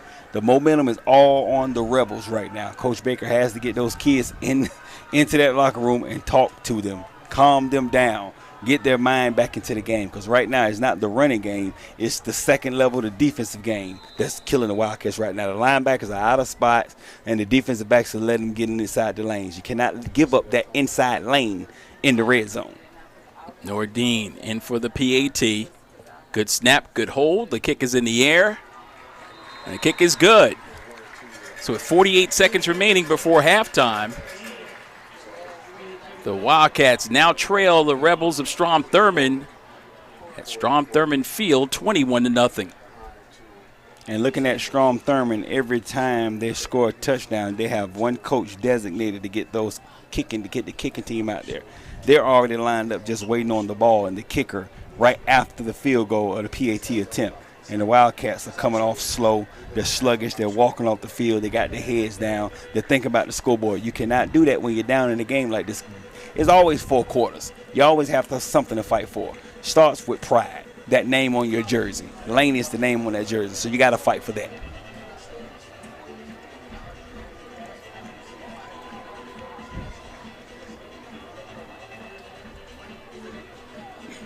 Nordine set to boom it away. This time from his own 40. Last 2 times from the Wildcats 45. And that one floats into the air and through the end zone for a touchback. So Holmes is back deep. He's been unable to bring one out. Guess the saving grace in this, the Rebels got the football first. So the Wildcats will get the possession to open up the second half. But they're down big, 21-0. Can never count out the Wildcats, the pride of the Boulevard. No, you can't count them out. I mean, I was always taught it's 4 quarters. I mean, you got to start the game, you got to end the game. I mean, nobody is going to know the outcome of the game, but you still have to play the game. You play to win the game, of course. That's what Herm Edwards said. You play to win the game. But it's not always, happens that way. And at this point, their pride is just a little hurt right now, which is okay. But you got to reel it back in, play some football.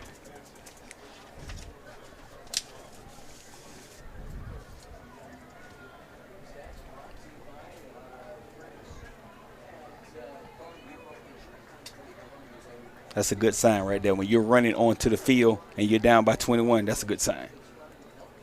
And it's a quarterback keeper. Over the left side, just off the left tackle, and he's pulled down after a short gain. That's Holmes. Like it's a second between the play clock and the game clock. I'm thinking Coach Baker may just run the clock out. Oh, we're trying to get into the halftime. Just get into the half. Reel these guys in and get their minds back right. Yeah, you could even take the penalty and take a knee. Yeah, that's what you should do because you don't want to.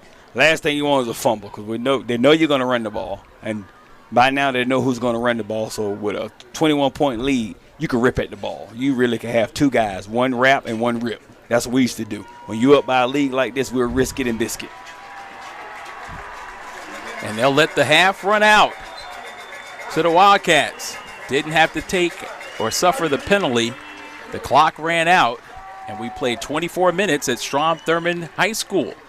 Your halftime score, the Rebels 21, the Wildcats nothing.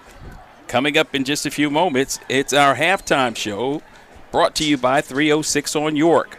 You're watching and listening to Wildcat football on your Perry Broadcasting Sports Network.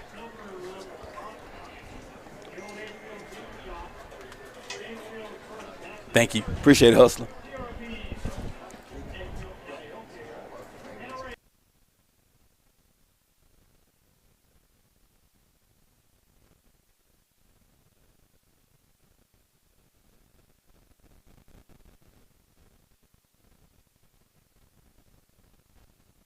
Saturday, August 19th from 6 to 9 p.m. at the Hill Complex on the campus of Penn College. There will be food, music, prizes, information, and the OPC spirit. Classmates, sorority sisters, and fraternity brothers, meet us at the Hill on Saturday, August 19th. Finding great candidates to hire can be like, well, trying to find a needle in a haystack. But not with ZipRecruiter. Its powerful technology actively finds and invites qualified candidates to apply to your job. So while other companies might deliver a lot of hay, ZipRecruiter finds you the needle in the haystack. See why 4 out of 5 employers who post a job on ZipRecruiter get a quality candidate within the first day. Try ZipRecruiter for free at ZipRecruiter.com/free. That's ZipRecruiter.com/free. Men on the bag is the Lucy Craft Laney Museum Marion Brown calling on all PC alumni and friends. The Payne College National Alumni Association Augusta chapter is inviting all alumni and friends to a meet and greet on Saturday, August 19th from 6 to 9 p.m. at the Hill Complex on the campus of Payne College. There will be food, music, prizes, information, and the OPC spirit. Classmates, sorority sisters, and fraternity brothers. Meet us at the Hill on Saturday, August 19th. Finding great candidates to hire can be like, well, trying to find a needle in a haystack, but not with ZipRecruiter. Its powerful technology actively finds and invites qualified candidates to apply to your job. So while other companies might deliver, ZipRecruiter finds you the needle in the haystack. See why 4 out of 5 employers who post a job on ZipRecruiter get a quality candidate within the first day. Try ZipRecruiter for free at ZipRecruiter.com/free. That's ZipRecruiter.com/free. Then on the bag is the Lucy Craft Laney Museum of Art History. First annual Spirit Fest, Sunday, September 3rd, Bunsacore Wellness Arena, featuring some of the biggest names in gospel music. You don't want to miss performances by Ty Tribbett and the legendary Shirley Caesar. The choir master himself, Ricky Diller. Hello. Yeah.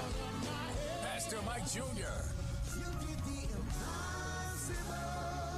Luther Barnes. With special guest appearance by Tasha Cobbs Leonard. The Mickens. And hosted by funny man comedian Akatude. Along with Althea Anderson's best youth choirs in South Carolina. Plus top college choirs in the region. Sunday, September 3rd at the Bunsacore Wellness Arena in Greenville, South Carolina. This year's theme, let's church together. Go to spiritfest.co for tickets now. It's time to discover and pursue your passion at Augusta Technical College. Apply today for entry into one of our 6 academic schools. Our admissions and financial aid staff are ready to help you enroll in a certificate, diploma, or associate degree level program in the schools of health sciences, business, cyber and design media, arts and sciences, aviation, industrial and engineering technology, or public and professional services. Fall term starts August 21st. Augusta Technical College. It's time. A Brighter Beginning Child Care Center provides the highest quality of care and education to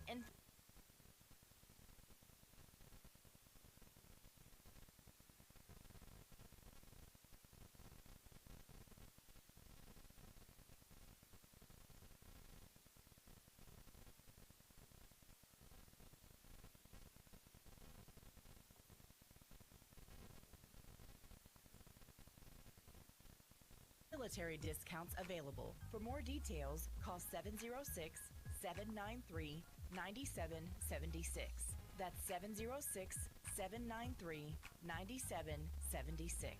A Brighter Beginning, where serving children with quality care is of supreme importance.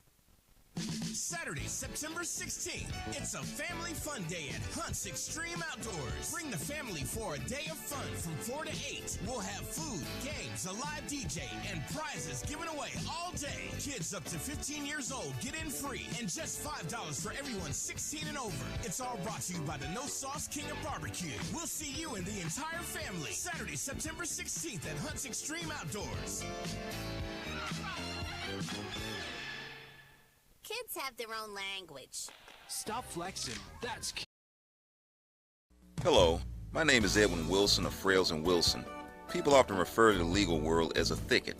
It's a very accurate depiction of all of the twists, turns, and obstacles one often faces when dealing with a personal injury case.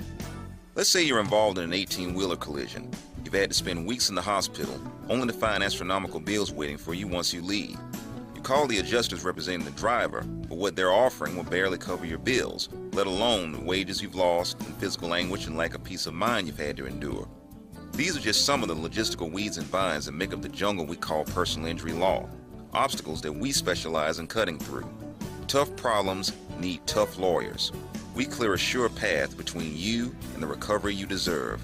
Frails and Wilson, let us be your guide. For more information, please contact us at 706-855-6715. Our office is located at 211 Pleasant Home Road, Suite A1, Augusta, Georgia, 30907.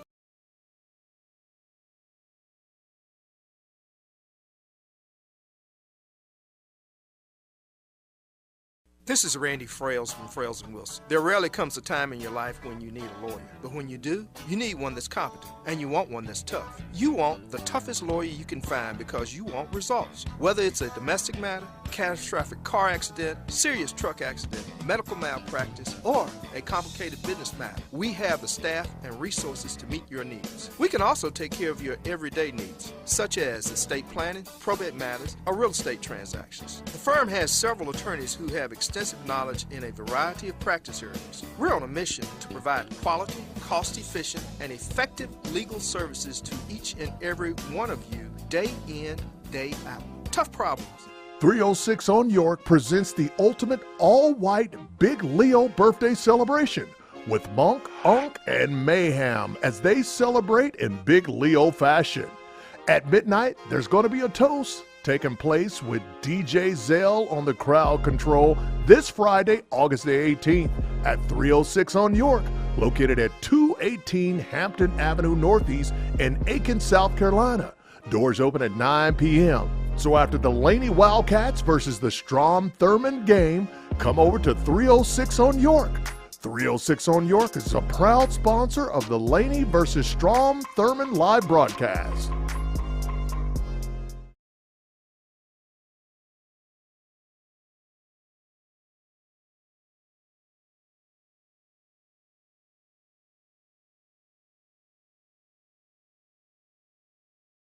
Bon Secours Arena, Greenville, South Carolina. Labor Day weekend, Sunday, September the 3rd. Todd Tribbett will be there. Shirley Caesar, Luther Barnes, Tasha Cobbs, Ricky Dillard, and New G, just to name a few. $75 general admission, $85 for floor seating. Price includes tickets and transportation via Coach Destiny. Call 706-790-6564. That's 706-790-6564. Come get your praise on. Saints, join us for Spirit Fest 2023. It's about that time. You're listening to WTHB, your praise and inspiration station. 96.9 and 1550 Rennes, Augusta. A Perry Broadcasting of Augusta station.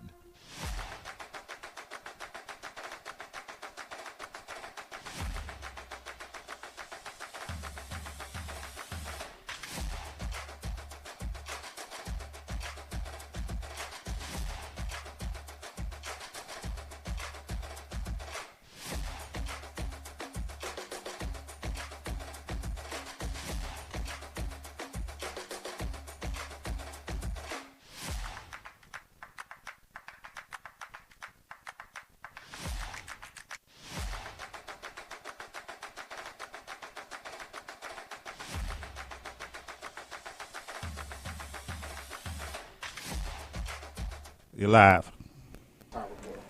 The Wildcats halftime show is brought to you by 306 on York. 306 on York presents the ultimate all-white Big Leo birthday celebration with Monk, Unk, and Mayhem. 306 on York is the place to be as they celebrate the Big Leo fashion show. Man, you've got to be there. It's taking place tonight at 306 on York, located at 218 Hampton Avenue Northeast in Aiken, South Carolina, with doors opening at 9 p.m. So just a couple of minutes ago, the doors just opened, and that's going to be the place to be after the game for the Big Leo fashion extravaganza, the all-white party. You got to be there. I'm Charles McNeil, side by side with my broadcast partner. He is the one and only DJ Rampage, Marlon Palmer. Marlon, your observations after 24 minutes of action. Well, my halftime notes, Chuck, start with this. Of course, with the visiting Wildcats. Play for pride, meaning play for each other.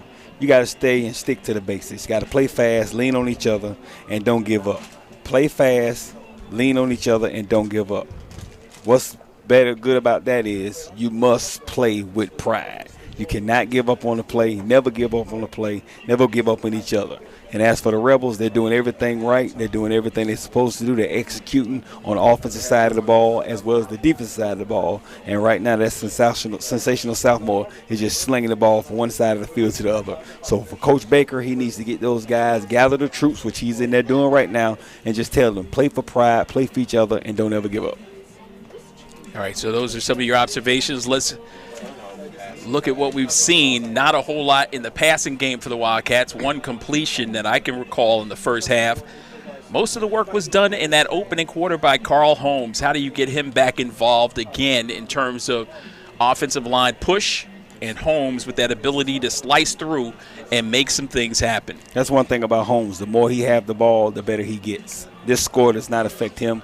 This game will not affect him. He's getting stronger. Third quarter, he's stronger. Fourth quarter, he's even stronger. So you got to keep feeding the beast. And one thing I didn't see that Coach Baker's gotten away from, James Pride has not had one run today. James Pride has always have been the bell cow of the offense for the last 2 years.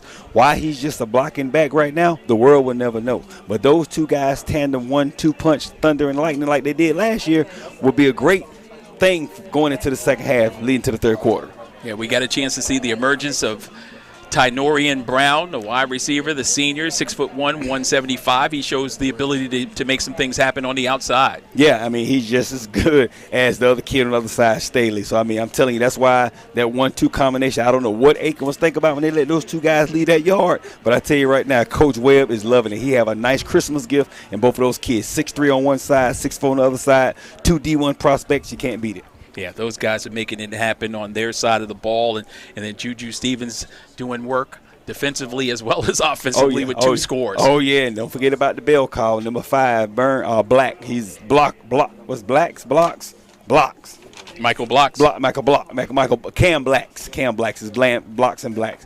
Number 5, Cam Blacks is toting the rock like a madman, and also he's playing on the defensive side of the ball. And don't forget about number 20, Chris Barnes. He's another bell cow for the Rebels that's been doing his thing tonight. Yeah, Barnes was injured. He came back off the injury and has made some things happen for him. Now the big one, and I'm sure the big question for Coach Webb, even though he has a very capable sophomore at quarterback who stepped in and proved himself, worthy, is what do you do with your starting quarterback? And I don't mean a decision has to be made in terms of his future. I'm just speaking more in terms of, how does he stay involved, stay motivated in this a big campaign for him, and a guy that was counted on to do so much. I mean, he's one of those guys that's right there in that Dream 16, one of those elite players in the state and state of South Carolina at QB, both the ability to run the ball and keep people honest, and now what looks to be a sophomore who is focused primarily on tossing the pigskin.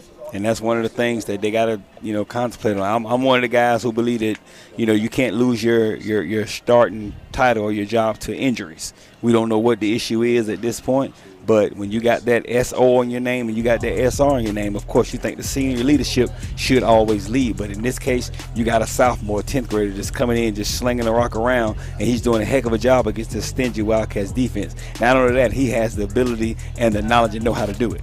The Wildcats halftime show is over, as it has been brought to you by 306 on York. 306 on York presenting the ultimate all-white Big Leo birthday celebration. The second half is right after this on your Perry Broadcasting Network.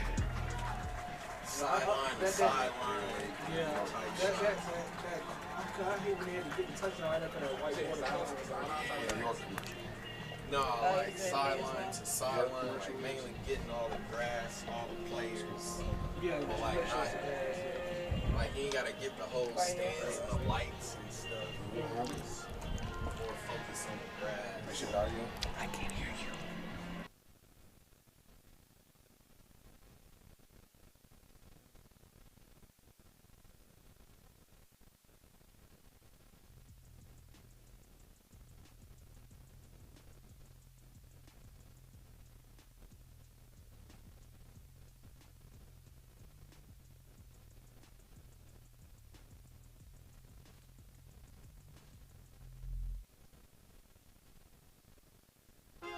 .306 on York presents the ultimate all-white Big Leo birthday celebration with Monk, Unk, and Mayhem as they celebrate in Big Leo fashion. At midnight, there's going to be a toast taking place with DJ Zell on the crowd control this Friday, August the 18th at 306 on York, located at 218 Hampton Avenue Northeast in Aiken, South Carolina. Doors open at 9 p.m. So after the Laney Wildcats versus the Strom Thurmond game, come over to 306 on York. 306 on York is a proud sponsor of the Laney versus Strom Thurmond live broadcast.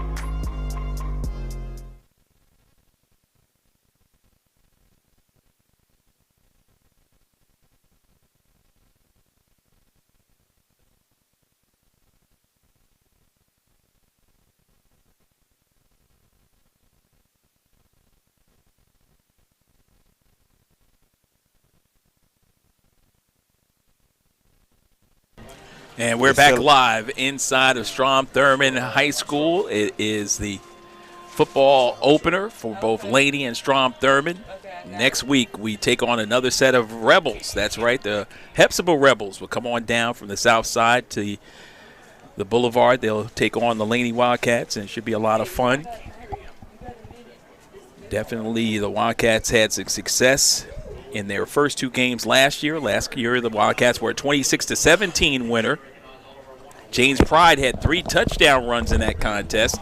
And again, Marlon touched on it, and I totally agree. We're going to have to get him into the flow offensively to make this second half a little bit more palatable for the Wildcat Nation. And then obviously the defense has to be aware of the big playability of this Rebels team, who is ultra confident, coming off of a 10-win season last year, advancing as far as the quarterfinals. They made it as far as the quarterfinals for the South Carolina High School League. And man, I'll tell you, this is big time football over here. The whole town is shut down. The two towns, actually, you got Edgefield to the south or to the west, I guess, and then you've got Johnston just a little bit east of us. So, and don't forget about Trenton. That's why they call it Jet. Johnston, Edgefield, and Trenton. You got 3. Yep. Forgot all about my friends in Trenton. Yeah. So, yeah, they'll all be right there. We had to turn off in Trenton. That's absolutely right. Mm-hmm. So they all feed into this school. And, you know, again, this team is 2A Region 3. Same region as Fox Creek, home of Lemuel Lackey, former head coach at Laney. And also Silver Bluff, a part of this region as well. They lost to Saluda, a team in which their head coach, Andrew Webb, was the assistant before he came this way. And he said this is his dream job. He has no desire to leave. And they're treating him well, just like they're treating us well. I got to give them a shout out. They're treating us well. They're very welcoming from the door, from the gate. So, I mean, I can understand the hospitality he's been receiving. And, of course, it shows on the field with these kids and these parents' support. Our radio-only folks, the Wildcats will have the football first, as they'll be receiving, that is, to the left of your radio dial. Mr. Nordine set to boom it away. All-conference kicker from a year ago, Nate Nordine, the senior, from his 40-yard line. Takes 7 steps back, 5 steps to his left. Official looks his way, and he runs and puts the right foot into it in a high floating kick. And this one, once again, will go into the end zone for a touchback. That's a golden diamond leg that he has. He's very consistent on these kickoffs, man. Big-time kicker is Nordine, and that's a weapon, right? Oh, yeah, that's a weapon. When you have a kicker that could kick on top of the roof of a building every time, give me that leg at 17. Yeah, you referenced that. That reminds us of the Washington County. Oh, yeah. Their field house has that same effect. Guys kicking the ball into oblivion, as Mike Tyson would say. Oh, yeah. Just start out by kicking, all of a sudden, next thing you know, the ball is on the English Hall. Mm-hmm. So the Wildcats with their opening possession of the second half, trailing 21-0. Charles McNeil, Marlon Palmer, and a cast of thousands inside the press box from the shotgun. Quarterback will go left, and that's Holmes. Now he'll go up the middle. Diving straight ahead for about 4. Give him 5 out to the 25-yard line.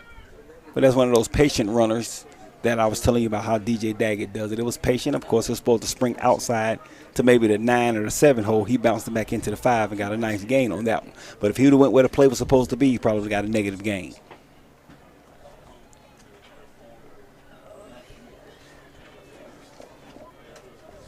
One wide receiver out to the right. Everybody else in tight. CJ takes the direct snap, angles back toward the middle after he started left, and in the backfield were the Rebels to stop him. Looked like there's a flag on the play. That was a nice cutback by CJ, but let's see what the flag is for.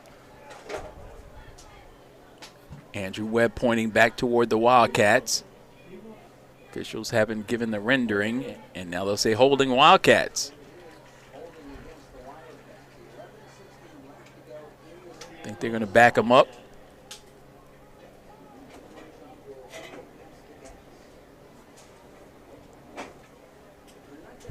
And make it 2nd and 15. I mean, these officials are very deliberate in getting the ball moving. Not as hot or as humid as it's been over the last month and some change. We arrived about 88 degrees. Mostly clear skies. It's cooled off to about 81 now. AC in the press box makes it feel like 70 for us. And now here comes Holmes on a 2nd and 15. He goes right. He gets shoved from behind by the Rebels defense. It helps him pick up a couple more. Gets back to the original line of scrimmage, where it'll be 3rd down and 10. The Wildcats got to find a way to flip this field. As you look at the first half, the second half is starting like the first half ended, deep with their backs against the end zone. Well, you talked about the importance of the Wildcat offensive line, you know, controlling the defensive line and how they were able to do it, you know. And also you mentioned the tendencies of us going right side, student body right a lot with Holmes. They start off this series having him go left a couple of times. I don't know what he sees, but Coach Baker sees something that he likes on that left side. All right, now on 3rd and 10, Holmes goes left. He's got an opening, has a few, still on his feet.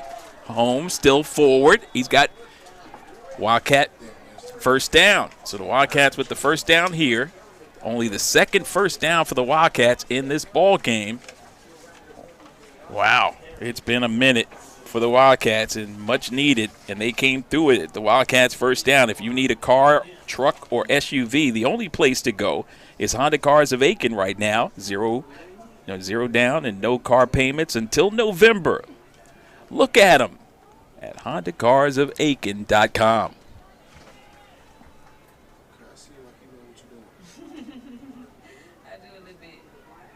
So 1st down and 10. And it's Holmes again, left side. Nothing happening there as they gang tackled him, shoved him out of bounds toward the Wildcat sideline.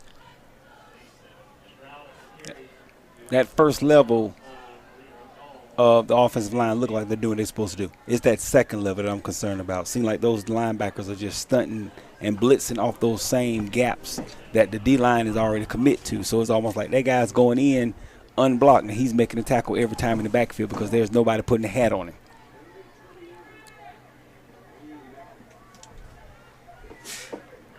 Surveying the defense, one wide receiver to the right. They'll go left again and have an opening there to pick up 4, maybe 5 yards on the play. Out near the 40-yard line, they'll get it marked down at the 39, I do believe. The youngster Mason Woods for the Wildcats got away with that one because he did a major false start, Cupid shuffle, and that was not called. And Coach Webb was having a fit because it happened on his side of the field. Pick up a 5 by Holmes. Makes it 3rd down and a long 4. Line to gain is the 48-yard line. And here's the Rebels fan base, the 12th man, making noise.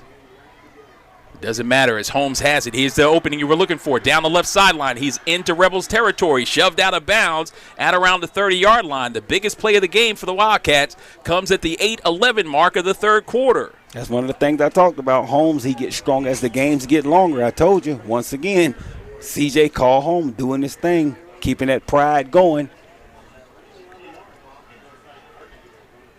They said he was shoved out of bounds at around the 32. On that play, you had at least 4 pancake blocks. I'm talking no syrup on that play. 38-yard gain unofficially for Carl Holmes. Exactly 8 minutes left to play. The Wildcats are in business, trailing 21-0, and quickly diving out there. The officials from the sideline as a timeout is called, and the Wildcats calling the timeout.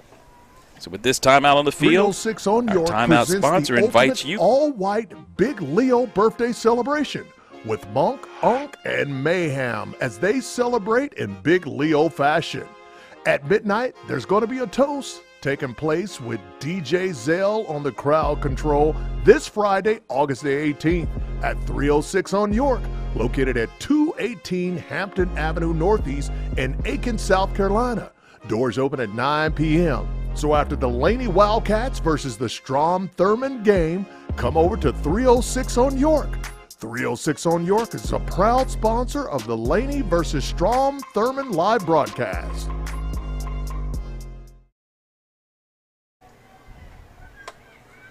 So now the Rebels defense on their heels.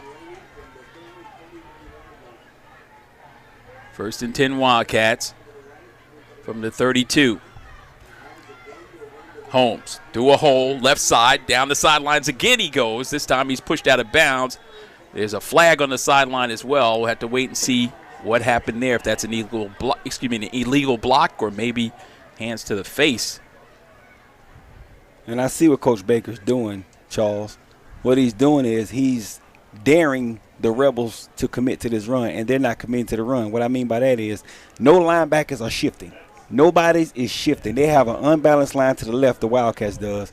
Knowing there's more bodies to the left than to the right, the Rebels are not committing to that run. They're not shifting. The linebackers are not shifting. The line is not talking, and Coach Baker's going to get them for every crumb he can until he bakes a cake. So holding is the call against the Wildcats. So not an illegal block or not a hands to the face, but a holding penalty allowed Holmes to find that opening. 7:47 left to play. We're in the third quarter. Wildcats backed up 10. Or are they? Rebels pointing at the Wildcat offensive line. Look like the mile marker is, 5 yards? They need to get that mile marker. There we go. Okay.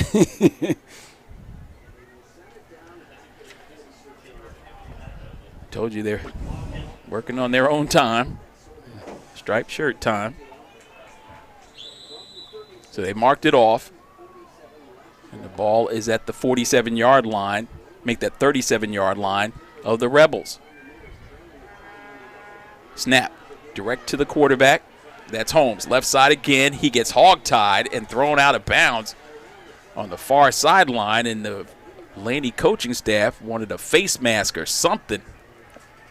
That number 5, Cam Blacks, came in with a vengeance. He came in with bad intentions, and he just slung CJ underneath the bench. I don't know if he grabbed his face mask, his helmet, or a cowboy collar, but all I know, I've seen the bottom of his cleats from where I'm sitting.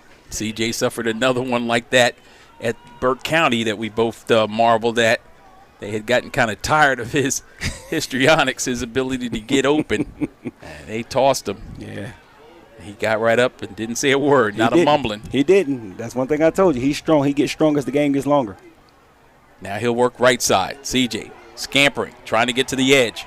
He will not get there as he gets pushed back and down on second down. He'll lose a few yards. It'll be 3rd and long for the Wildcats. And now Holmes is still down. Yeah, because number 52, Gage Cockrell, got the best of him. He's a pretty big guy. If I had to guess, he's probably maybe 230, 220, and CJ is not that big of a guy. But he took him on one-on-one and looked like Cockrell got the best of him.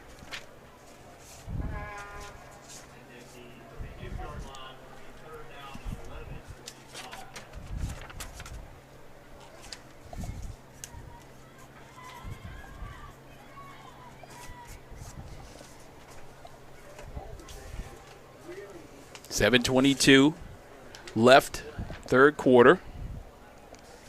And the Wildcats star player quarterback wide receiver, running back. He does it all. And a member of the Augusta Chronicles Dream 16 and also the Augusta Press's Players to Watch list. And he's back up real quick. Just like you said, he's one of the area's most versatile offensive weapons in 2022. He's proven to be one of the dangerous wideouts as well coming out of the backfield. So his abilities is very good. He's hashtag Boulevard built is what we like to say. Hashtag Boulevard built. Not only him, but the whole team. But he's showing that hashtag right now by getting up, walking off the field on his own power. CJ Carl Holmes, one of the best in the area. Fast, willing, and built forward tough. 7:22 left to go in the quarter. Going back to Holmes, he's one of the key components from last year. And, of course, one of the key components and one of the main successes if the Wildcats want to make a deep run in the playoffs this year. They're in a very tough division. They need guys like Holmes to step up, guys like Pride to step up. But for the last 2 years, Holmes have had this team on his back. And, once again, he's starting out this year just like he did last year. Shout out, hashtag Boulevard Built. Yeah, 15 touchdowns last year, both running and receiving. Keyshawn Sanders, I'll never forget, dropped a dime to him in the game up at Jackson High School, a play that he made, the one-handed grab, and you didn't even see it coming because CJ is every bit of 5'6", 5'7", and he elevated with one hand falling backwards to make a memorable catch, and that was the beginning of the legend. And so Carl Holmes on the sidelines. He wanted to stay in, but he was walking oh so gingerly to the sidelines. He has to at least sit out one play. But the key to that is, Charles, he's walking. He got up on his own power. He didn't need no help. So Pride now will be the quarterback, the Wildcat, and he'll carry. And Pride will get positive yards on the student body left. Ball started at the 33-yard line, and he's moved it forward inside the 30 down to about the 28. So a gain of 4 on the play, maybe 5. We'll set up this 4th down and 7. And on that play, before Pride could get up off the ground, CJ was grabbing his helmet from coach and was trotting on the field. And guess what? He's back on the field. Look for the student body left again as they had to rush a player off quickly. Had too many players on the field, and now they'll go out there, and instead of throwing it one way, he'll throw it another way, and it's caught down the left sideline. The Wildcats headed toward the end zone. Shoved out of bounds at about the 2-yard line. A trickeration for the Wildcats. They faked the inside give, faked the dump pass, and then threw it long and almost got 6. That's that old school peekaboo. He could have ran, threw it to the left, or threw it out wide. There's 3 different reasons. It's almost like an old school run and shoot type play. He had Pride in the flats he could have threw it to, but he chose to go downfield to the outside man. Nice play. Now, deepest penetration. They'll dive into the end zone for a touchdown. Wildcat touchdown. That offensive line does what it had to do, but it all starts with Coach Ronnie Baker in that halftime speech. That halftime speech has spilled onto the field. The Wildcats penetrated, pushed the pile, made it downfield, scored a touchdown for the Wildcats. Carl Holmes from 3 yards out for the score. So Holmes, who scored both times against the Rebels in last year's 16-0 victory, gets the Wildcats on the board at the 6:26 mark of the third quarter. And it's so funny because after he scored, you couldn't even tell he was hurt. Look at the way he's walking around out there. You would have never known, not even 5 minutes ago, he was needing help getting up off the grass. And now he's in for the 2-point conversion. Snap. Holmes up the middle. Has the push. Will he get across? The officials coming in late. Still no signal. And we're waiting and waiting, and now they'll say no good. The extra point is no good. So the PAT no good at the 6:26 mark, but the Wildcats are on the board for the first time thanks to Carl Holmes' trickeration, faking 2 passes and then throwing a wounded duck that was caught and carried down the sidelines that got him into pay dirt in the red zone for the first time, and they cashed in as Holmes took it home from 3 yards out. The Wildcats trailing this one by a score of 21-6. But it all starts with Carl Holmes and that running ability. That running ability makes those Rebels think about it. Now they're thinking, okay, now he could run and he could pass. We already know he's built for it tough. So now we got to worry about him passing. So now when that linebacker thinks he's going to stunt that gap, if he don't guard that guy coming into the flats, Holmes is going to do something about it. Just toss it over his head.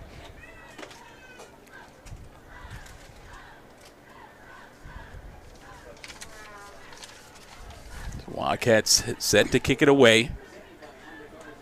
They kicked off the opening salvo.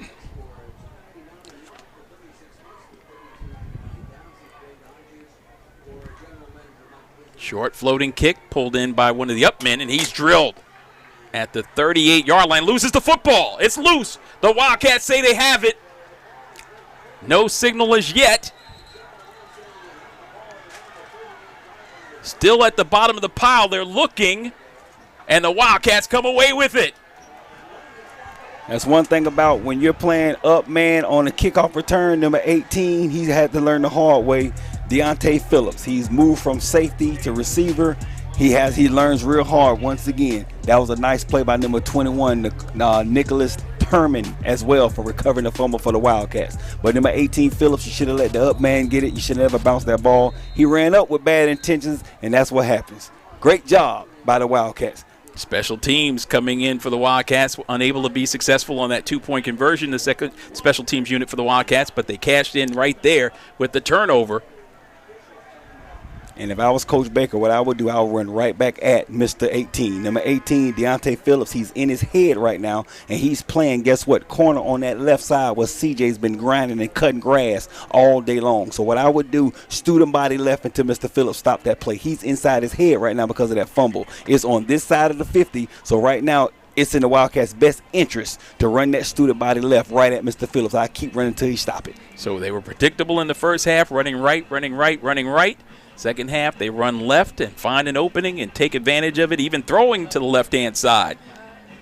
And now that I think about it, Charles, Phillips was the one who got beat on that pass because he was on that left-hand side. So this is the second mistake that Phillips has made within the last 3 minutes of this game. He got beat for the little floater pass for the touchdown. He just fumbled you mean the to set up the touchdown? Just set up the touchdown, you're right. And he fumbled the kickoff return just now. You could tell the way he's walking out there, he's a little disarrayed. He's beside himself. So let's see if Phillips can gather his composure. I'll run right at him. I will run right at him. You can look at the way he look at him. Look, you can just tell by his demeanor. Look, he's inside his head right now. He's a young guy. He's a sophomore too. Run at him, coach. I thank all our friends tuned in around the globe on Perry Broadcasting YouTube page and also the Perry Broadcasting app. Charles McNeil along with Marlon Palmer as the handoff up the middle. Short give as they're running Holmes on the outside. He's going to run over to get the play from the coach. You've got Holmes along with his backfield mates, Pride and Keenan Burns. Burns just a sophomore, number 41. He's playing the H-back on the right-hand side. And looked like the Strom Thurmond Rebels jumped. Play clock down to 1. And now let's see what the whistle is for as a timeout is called by Coach Baker just in the nick of time. That was a smart timeout. That was a very smart timeout. 1 second left on the play clock. He called that timeout because initially everybody thought Strom Thurmond, crossed over the line of scrimmage. It was going to be 5 yards the Wildcats' way. But they didn't call it. Reset the play. Almost got down 1 second. 306 on York presents the ultimate all-white Big Leo birthday celebration with Monk, Unk, and Mayhem as they celebrate in Big Leo fashion. At midnight, there's going to be a toast taking place with DJ Zell on the crowd control this Friday, August the 18th at 306 on York, located at 218 Hampton Avenue Northeast in Aiken, South Carolina. Doors open at 9 p.m. So after the Laney Wildcats versus the Strom Thurmond game, come over to 306 on York. 306 on York is a proud sponsor of the Laney versus Strom Thurmond live broadcast.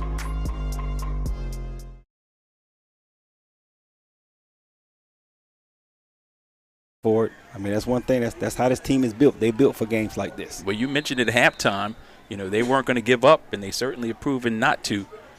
Coach Baker has him ready to go in his third season and wants to start off with another win. There's Carl Holmes, left side. He's got first down yardage. Before he gets pulled down, a first down Wildcats. If you need a car, truck, or SUV, the only place to go is our first down sponsor, Honda Cars of Aiken, right now. They've got 0 down and no car payments until November. Look at them at HondaCarsOfAiken.com. That's that student body left. They're pulling the guard from the left side and the tackle from the left side, daring that outside play side guy to run that play down from the back, and he can't get it. Now they'll work the rights, and no, they'll go up the middle, faked right, then up the middle, now fumble. Holmes fumbled the football, and the Rebels thought they had it, but there's Johnny on the spot, Chance Bush, I believe. That's Chance Bush. Introduction to Chance Bush, another hashtag Boulevard built. He's another Dream Sweet 16 from Augusta Chronicles. Chance Bush, one of the offense and defensive successors from last year. 6 foot 270, Mr. Chance Bush. Part of the law firm. Yes, law firm member. His desk is in the front, Daggett's in the back. Once again, call him up. 706-1339, Payne. 4:24 left to go. We're in the third quarter. You never know what's going to come out of the mouths of my broadcast partner. He got me. Now they're rolled on the left side. Play clock had come down to 0. The Coach Webb led the forces, and now he's fighting mad as he comes out on the field. He cannot believe it. The Wildcats were able to get away with one as they ran a running play after the clock had hit 0. Now, if you remember your NFL training from your days back there in training camp, they talked oftentimes about getting that little half second. You know, it's not a 0, now we're going to throw the flag. You do get that little half second, and I think they took advantage of it there. Yeah, but when you're up by 2 touchdowns and that team is threatening to score, you forget all about that. Right. That's right. So third down, the Wildcats still have work to do. 3rd and 6, just outside the red zone. Who the bell tolls? It tolls for thee as we've got some motion, and I think the Wildcats may have called their final timeout. We'll find out. Let's see, the officials having a conference, and it is going to be a Wildcat timeout.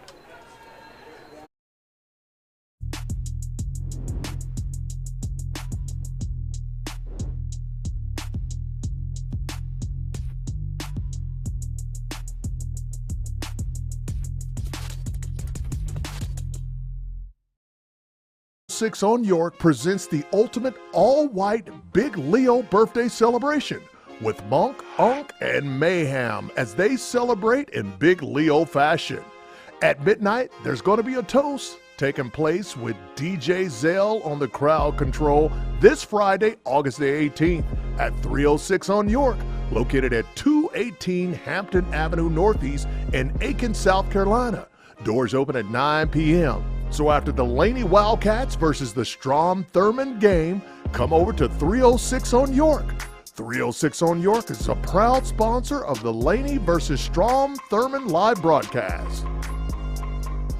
This is Randy Frails from Frails & Wilson. There rarely comes a time in your life when you need a lawyer. But when you do, you need one that's competent, and you want one that's tough. You want the toughest lawyer you can find because you want results. Whether it's a domestic matter, catastrophic car accident, serious truck accident, medical malpractice, or a complicated business matter, we have the staff and resources to meet your needs. We can also take care of your everyday needs.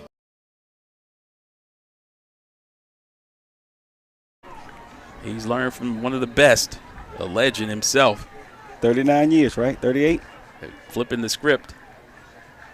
3:22 left. We're in the third quarter. Big third down play here. Wildcats will run it right. CJ gets through the first guy, but there's a linebacker there to wrestle him down. Nice play defensively by the Rebels after a gain of about 3. He'll be short of the line to gain. Getting it into the red zone are the Wildcats for just the second time in this game. Last time they scored on it. This time it'll be a 4th down and a long 3. Now, of course, this is 4th down territory for the Wildcats. We don't have a blessed kicker like number 99 like the Rebels do. But, of course, they had a kicker kicking at pregame for Burke County and last week as well. So I don't know why they're not going to, try him out, but they're going for it. Here we go. 4th down. CJ going left side. He delays. He's got an opening. CJ's headed toward the house, and he's in there. Open up the door and let him in. CJ Holmes, touchdown Wildcats. O-line shout out. O-line shout out. We're going to start out with number 66 of the Wildcats. He's a pulling guard. He came out of nowhere. Alvin Jackson. He started the pile. And, of course, we got a nice pancake with no syrup from number 75, Joseph Stevens. He was another one, came and cleared the pile out for that touchdown run by CJ. Coach Baker, do your thing. He's coaching the game, taking over the offensive. He was already the defensive coordinator. He's doing everything. And the players are executing on the field, led by the young man that was injured just a short few plays ago. So now the pivotal two-point conversion. CJ in traffic, in trouble, and he won't get there. Didn't get past the 5-yard line as he goes down, and two-point conversion fails. So the lead is now 9 for the Rebels as they lead it 21-12, but the Wildcats are still in this one. Go with that same formula. Find number 18, kick it to him. Either he's going to try it, he's nervous, he's scared. They ran right at him 4 plays. Number 18, I feel sorry for you, Mr. Phillips, but you're going to learn today. They running right at you, young man, or you're going to tackle or you're going to get out the way. All those plays came to your side, and it all started from that kick fumble. And as you can see, he's not on that special teams. He's on the sideline right now. They took him out the game. That was a big play for the Rebels special teams unit as well as the Wildcat offense in that, or our special teams offensive play in that. With the lack of a score there, it's still a 2-possession game. The Wildcats not comfortable with their kicking game, so they're going to have to get it in the end zone twice, it would appear. You don't want to kick it to those studs back there. You want to kick it to an up back. Low kick, picked up, and immediately hitting the turf after the turnover the last time. They didn't want any part of that one. They'll just discretion the better part of valor for the kick return specialist as he falls down at the 29. Making that reception was Caleb Simpkins, the sophomore. That was a smart play by Coach Baker and the special teams coaches not to kick to those 2 big studs. You got 6'3" on one side in Tolan and 6'4" on the other side in Staley. You don't want to kick it to those 2 guys and dare them to run that ball back on a kick return. Kick it to the up backs, keeping the ball in the play, and just play defense like you're doing. So now it's Chance Bush time. Law firm, let's go.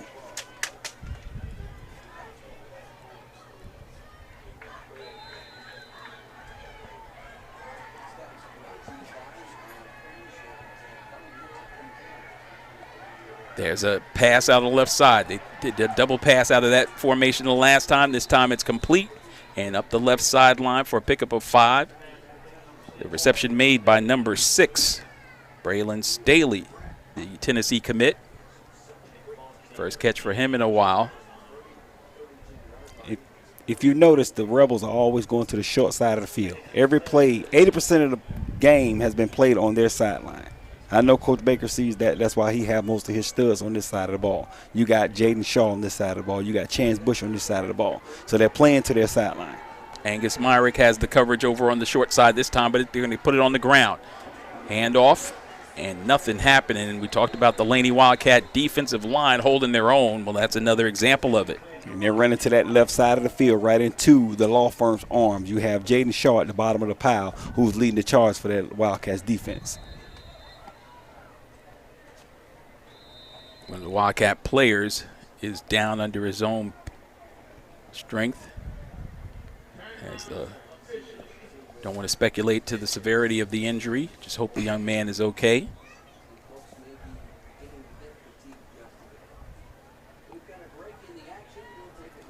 Based on the early preliminary movement there, it looks like it could be a cramp.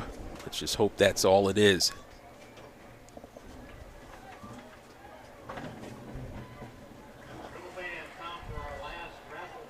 Did not have any bouts with cramps at either scrimmage, either the road scrimmage at Burke County or the other scrimmage, the home scrimmage against Southwest Macon.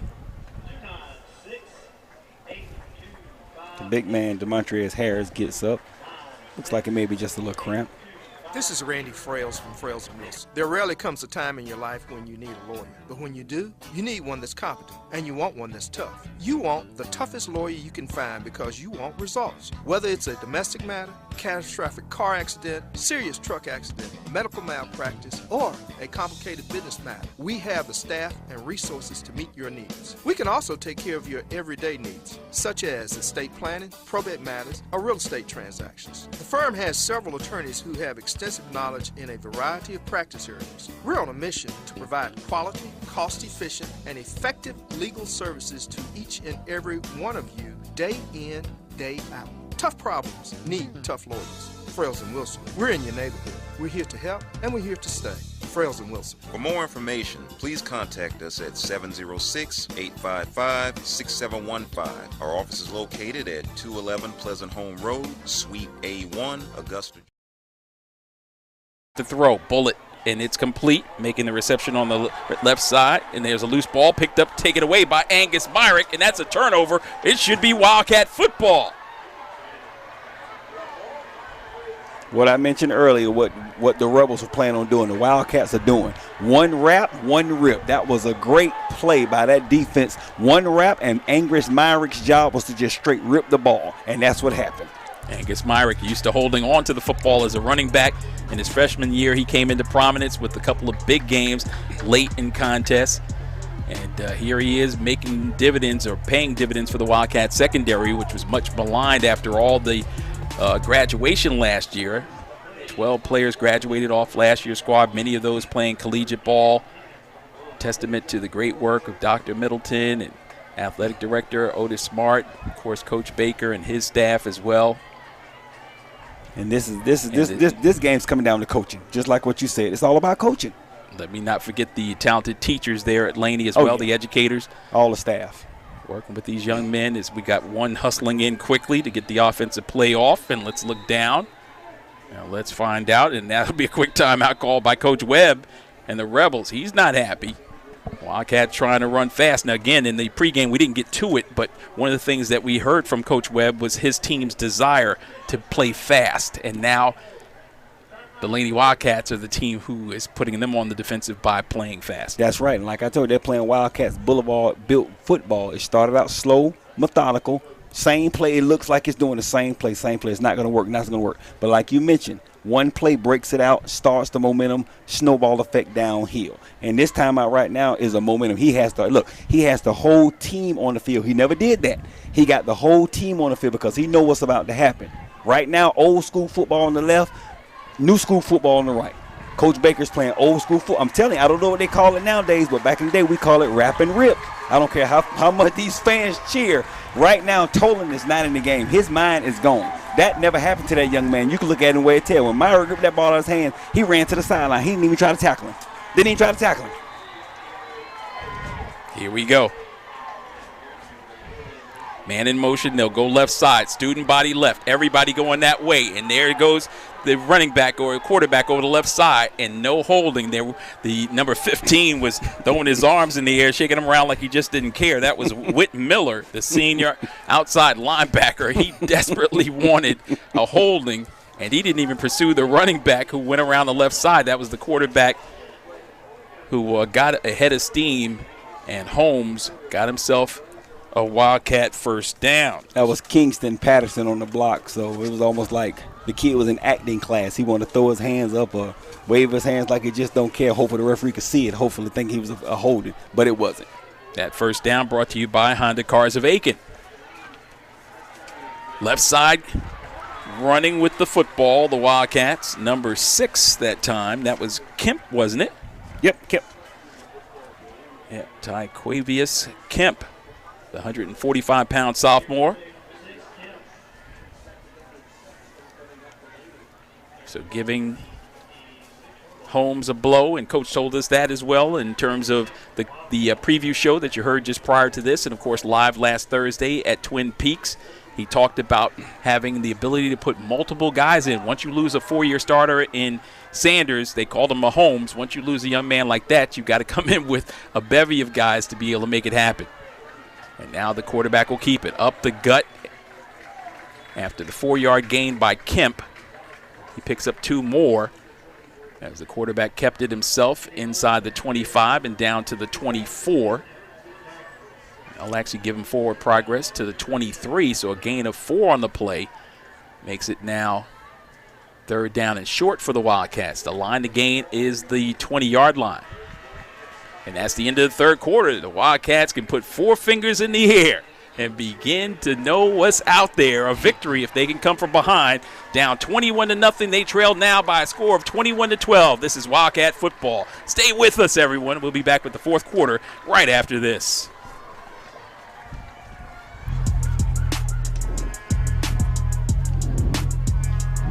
Appreciate it, Hustler.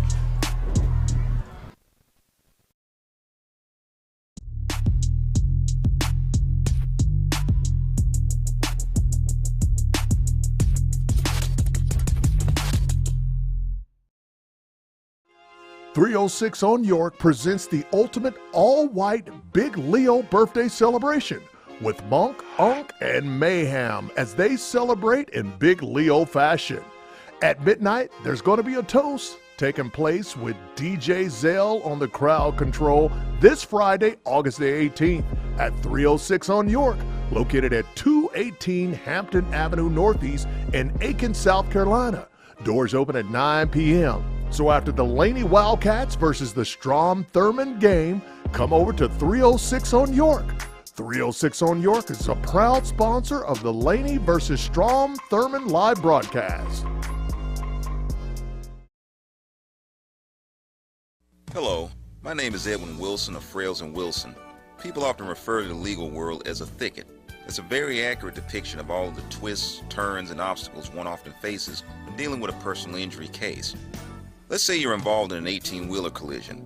You've had to spend weeks in the hospital, only to find astronomical bills waiting for you once you leave. You call the adjusters representing the driver, but what they're offering will barely cover. Wildcats operating just outside the red zone, 3rd down and short. James Pride on the direct snap takes it forward, has to get to the 20, and he's right there on the edge of it. I think they're going to mark him short just inside the 21-yard line, so it'll be 4th and inches for the Wildcats. This late in the game is 4-down territory, so if it's 4th and 2, 4th and 3, the Wildcats are going to go 4th and 10? They're going for it. They're going to go for it. You're right. Unless they're backed up in their own territory. You know the riverboat gambler, Ronnie Baker. This is a totally different team from the first and second quarter. Totally different team. Well, you talked about the conversation that was had back in the visiting locker room. Oh, yeah. Inspiring. This might be one of the words Coach uses. Oh, yeah. Starts out with a couple of water bottles against the wall, you know. And there we go. Timeout called. And this timeout on the field is brought to you by the best daycare center in Augusta. Bring your child to a brighter beginning child care located at 3423 Deansbridge Road, Suite C. Please give them a call, 706-793-9776. Here we go.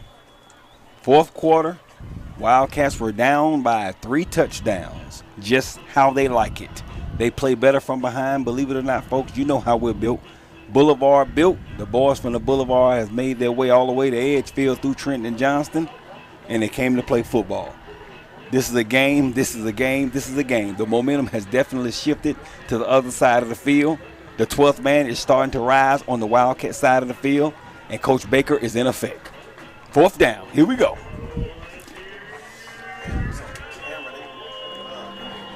11 minutes, 12 seconds, just 48 seconds into this 4th period. Some of the fans standing up on the Rebel sideline, same on the Wildcat sideline. It's 4th down and inches. In motion. They're running right. There's a big block trying to get to the edge, and Holmes gets it.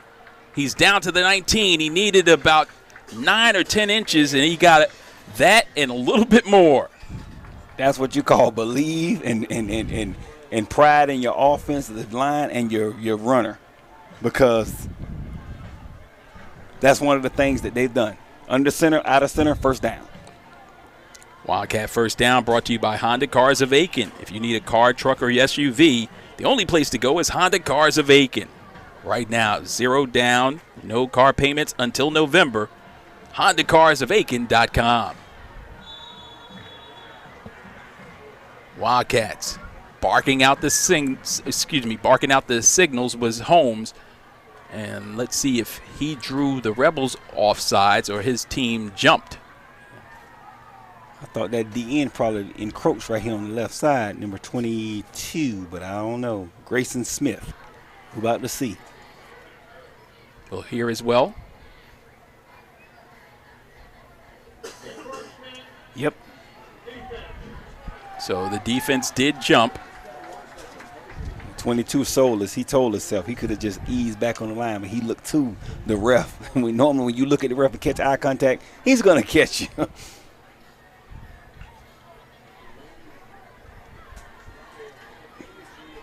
Clock is stopped. 10 minutes, 48 seconds left. 1st and 5 for the Wildcats at the 14-yard line. From the right hash, Holmes stutters. Now he'll go right side, pick up 1 yard down to the 13 before he's pushed out of bounds. That little hop, skip, and a jump is almost like he's daring that linebacker. That linebacker bites back, he's running. But if that linebacker commits to him, he's passing. He got 2 options. Heck of a play by Coach Baker. I think the other option is he's cutting back as well. He's got 3 options on that when he starts right. But if the guy over commits, he can cut back against the grain, work his momentum against himself. That's what I'm talking about. Holmes, always thinking. That's why he's in the Players to Watch of the Augusta Press. 5 Wildcats making that list. And now it's Holmes, right side. There's too many guys over there, too many numbers. And they pull him back for a loss, back outside the 15 at about the 16-yard line.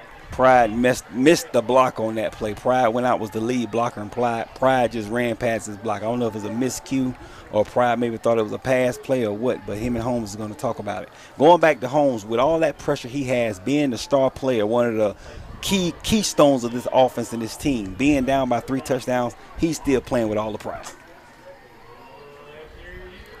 So now 3rd down. They'll mark it at the 15. Line to gain is the 9. Needs 6. Now the fake. Run, and now the throw. Wide open in the end zone. He's out of bounds, I do believe. Out of bounds. Incomplete. The official marked it out of bounds as he hit the pylon. The receiver hit the pylon before the ball was caught. Now let's see. I think the Wildcats thought it was a touchdown, but it's not. Yeah, his hands was up. It may not have been a touchdown. Well, no, his hands were kind of wide. I don't know what kind of motion that was. That wasn't a touchdown. But it wasn't a way either. Yeah, That's why Coach Baker's on the field again, because he didn't wave it off. Yeah, he should have waved it off. Yeah, but he put his hands up. Once the receiver kicked the pylon's right on the end line. His feet were out of bounds, and it was incomplete. The catch was made, but incomplete pass will set up a 4th down, I think, here. What they're probably saying is by his feet being on the pylon, he can't be the first man to touch the ball because he made the catch. So either way, incomplete. And the Wildcats don't have a timeout to give, so they just got caught with a delay of game, looked like. All right, so that gives them a little bit more room to play with. We like that. Line to gain again is the 9. Ball rests at the 20 after the 5-yard penalty. Late man coming on for the Rebels is number 7, Caleb Simpkins. He rushes out. They've got 1 wide receiver to the right, none to the left, and now Coach Webb will call a timeout. I like that play call on that last play by the Wildcats. CJ ran out to the right side, and he had a tight end going straight down the seam of the field. He was guarded by the safety, so he went to his second read, which was a pass incomplete out of bounds, or complete out of bounds. So that was a nice play calling because, of course, every time you see CJ, 80% of the time they think he's going to run, but he could pass the ball too. He may not throw you a deep bomb, but he'll get you for a 15-yard quick slant.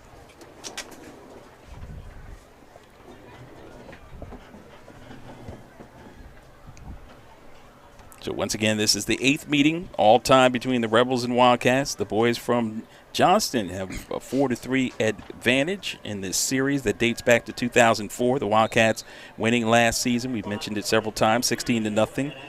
Doing so at LCL Memorial. This was a home and home, so this will end the contract, 2-year deal. I mentioned realignment for the Rebels coming next year, like we had going into last season when we had a couple of teams leave and a couple of teams join our conference and region. But prior to that, each team had won 2 consecutive games. So it started off with the Rebels winning 2 in a row in the series, then Laney won 2 in a row, then the Rebels won 2 in a row, and Laney won last year.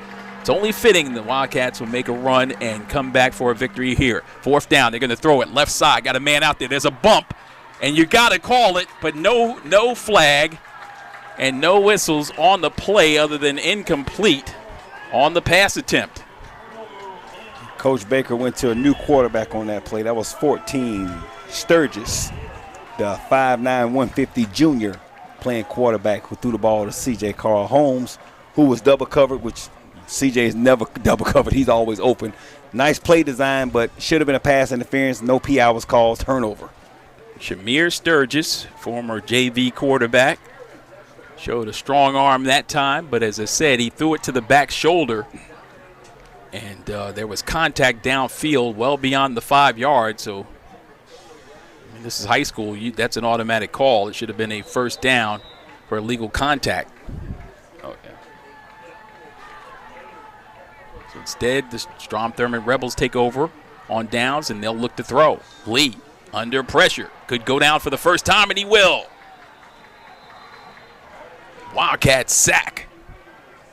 Trying to see who that was bumping and grinding down there on the D-line for the Wildcats. That's number 33 bumping and grinding down there.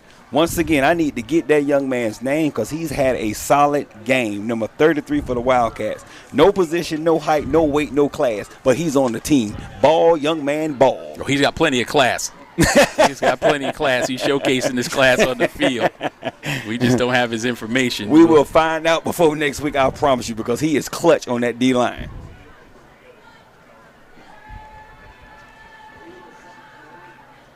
Now dropping, looking, throwing. Pass is complete. After the sack, it was a second down and about 19 after the 9-yard loss. And that's a pickup of 7 on the play, so it'll be 3rd down and 12. So the Wildcats need to get them off the field. Remember, we still need 2 scores. 8:35 left to play. Clock is moving here in the 4th period. Wildcats trail it 21-12. Alongside Marlon Palmer, I'm Charles Magdaddy McNeil. Happy to have you guys with us on all platforms for Perry Broadcasting. Dropping, and he's going to drop. The quarterback will be dropped in the backfield. Another huge sack for the Wildcat defense. Number 8, Jaden Shaw, the law firm member. Office on the left side of the building. Commands respect. Get him off the field. Nice play by the defense of the Wildcats. Took over the number that was all-region performer, all-state candidate. Kaylon Curry had the number 8. And your boy picked it up as soon as the graduating senior moved on. Yeah, and yep. And dropped the double digits and came down to number 8. That's right, and cleaned out his desk and put his computer, laptop, and his pencils on Kaylon Curry's desk at the law firm. On 4th down, they'll punt it away. Had to try to get away with it. Soccer-style kick, or rugby-style kick, I should say, to get away from it. And they get it out to about the 40 where it falls dead in Rebel territory. So the Wildcats will have it with 7:26 remaining and trailing by 9, 21-12. If you tuned out after halftime, you did yourself a disfavor. Call your family, call your friends. The Wildcats, the boys from the Boulevard, is back in town. Like I told you the first half, this the type of game that the Wildcats like to play. This the type of team that they're built around. I don't know too many teams in the area that could come back and give a fight, yet alone come back from a 3-touchdown deficit. And they're doing a great job, only being down by 9 in the 4th quarter. Let's see what Coach Baker has dialed up.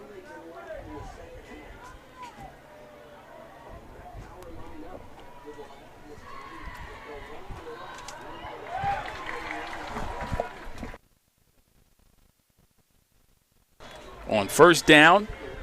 Play goes up the middle.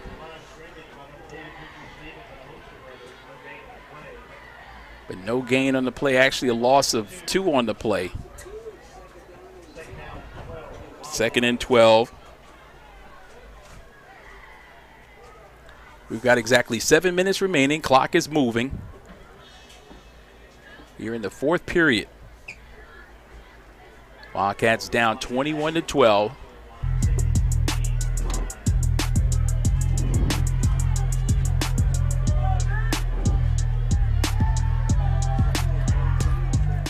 And now running on the left side, C.J. Holmes trying to hold on to the football. He gets pulled down after getting back to the original line of scrimmage, plus 1 more. Pick up a 5 on the play, down to the 40. The line to gain is the 31-yard line, and that's where the Wildcats will have it at the 40, trying to get 9 more for a first down.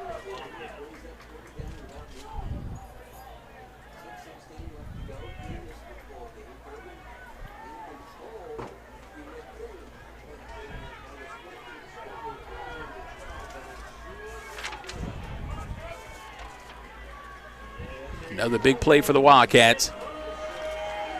3rd down and 9 after the entire team went over to the sidelines to talk to Coach Ronnie Baker. Play clock is at 0, and finally the officials see it, and that will be a delay of game against the Wildcats. One of the biggest issues in that transformation from Keyshawn Sanders at quarterback to now the triumphant at quarterback led by C.J. Holmes and D.J. Daggett is when you have to come over on the sidelines to get the play, it becomes a problem in getting it in and the play off in 25 seconds, and especially when you bring the entire team over. So that was a unfortunate set of circumstances for the Wildcats. That 5-yard penalty backs us up, and now it'll be 3rd down and 14. Make that 3rd and 13 from the 45-yard line. As he'll drop. And this time he's going to throw. Passes. Oh, it should have been completed. Ball thrown a little bit behind the intended receiver, and it falls incomplete. So that'll bring up 4th down. C.J. Holmes did not lead the receiver his back out of the backfield, and it bounced through his hands, incomplete. Pass intended for Mytel Henry, seldom used running back, 5'8", 160, the senior. So on 4th down, they'll bring the punting unit on, and Holmes will actually do the honors. So Wildcats were trying out Julian Beecham as a punter and kicker, 5'9", 145 senior. And in the scrimmages, he did well on extra points, as now he'll get the snap off. Holmes will put a foot in it. Big booming kick. Take it in, but there's the return man. Extra spice. And everything nice, trying to get one man to beat, and he crosses the midfield stripe and shoved out of bounds at about the 41. That's a huge return for the Rebels. And that's the transfer. Came in with high expectations, headed to Tennessee, committed to Tennessee. That's Braylon Staley with the huge return. That's Staley, who picked it up at or around the 15.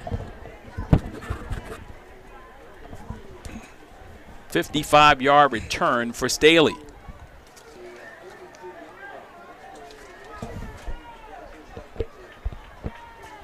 Okay, they mark it back at the 42. It looked like his forward progress was inside of that, so take a few yards off of it. Make that a 33-yard return, but they're in business in Laney territory as they give the ball up the middle, trying to chew up some clock. And that is number 5, the ball carrier, Blacks. And guess what? He was tackled by number 33, Joe Thomas.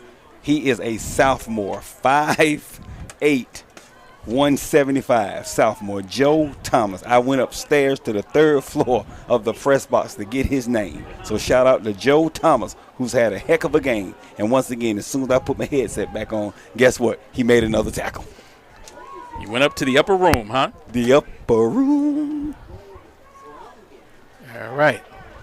4:52 left to play. Lord bless him.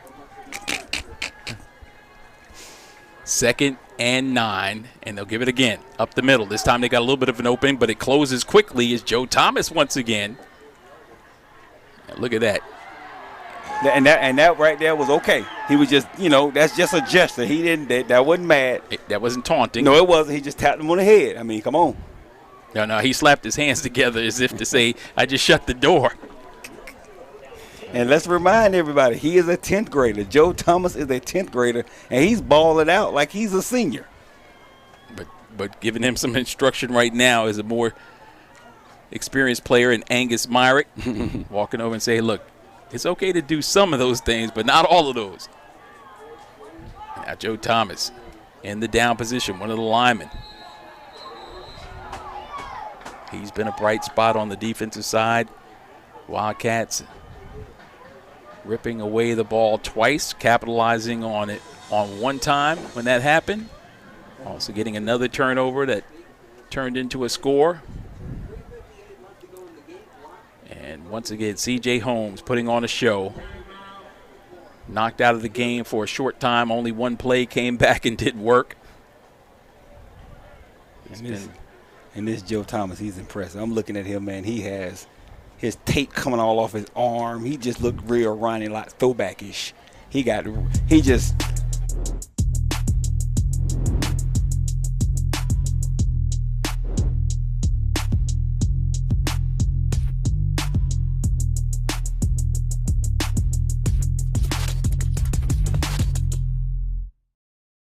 .58 left. We're in the fourth period. The Wildcats trailing by 9. 306 on York presents the ultimate all-white Big Leo birthday celebration with Monk, Unk, and Mayhem as they celebrate in Big Leo fashion. At midnight, there's going to be a toast taking place with DJ Zell on the crowd control this Friday, August the 18th at 306 on York, located at 218 Hampton Avenue Northeast in Aiken, South Carolina. Doors open at 9 p.m. So after the Laney Wildcats versus the Strom Thurmond game, come over to 306 on York. 306 on York is a proud sponsor of the Laney versus Strom Thurmond live broadcast.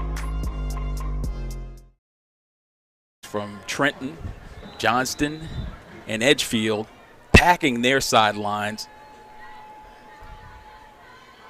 And there's a pass out on the flat. It's a lateral. Now reversing the field.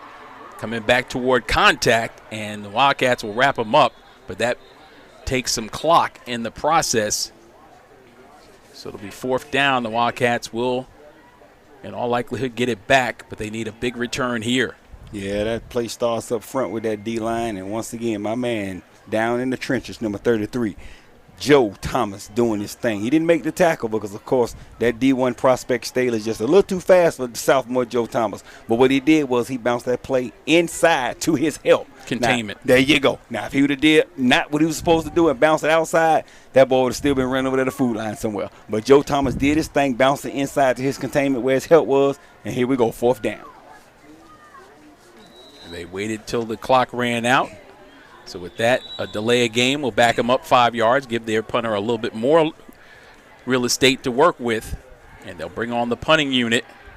Special teams unit comes on for the Rebels. So Andrew Webb learning in his first season, having had a loss to the Wildcats on the road. Lost also in their second contest against Midland Valley, and then churned out 10 consecutive victories before losing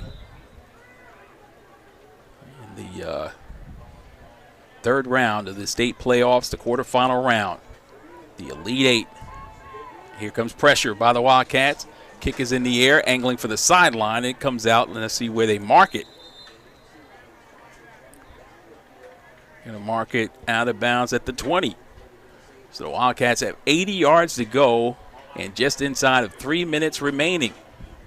Down by 9. We thank you again. We hope that you have enjoyed the broadcast, the looks and the sounds of this one. An opportunity for you to see and hear it right here on your Perry Broadcasting Network. And if you'd like to sponsor the Wildcats audio-video broadcast, please IM me. You can do so on Facebook at Charles McDaddy McNeil or at C. McNeil Sports on IG and Twitter. Be sure to include your business name, the phone number, and your email address, and we'll be happy to get the Wildcat package out to you. And you can be a partner of the Wildcats, helping these young men and Perry Broadcasting bring you the best of high school football and basketball coverage.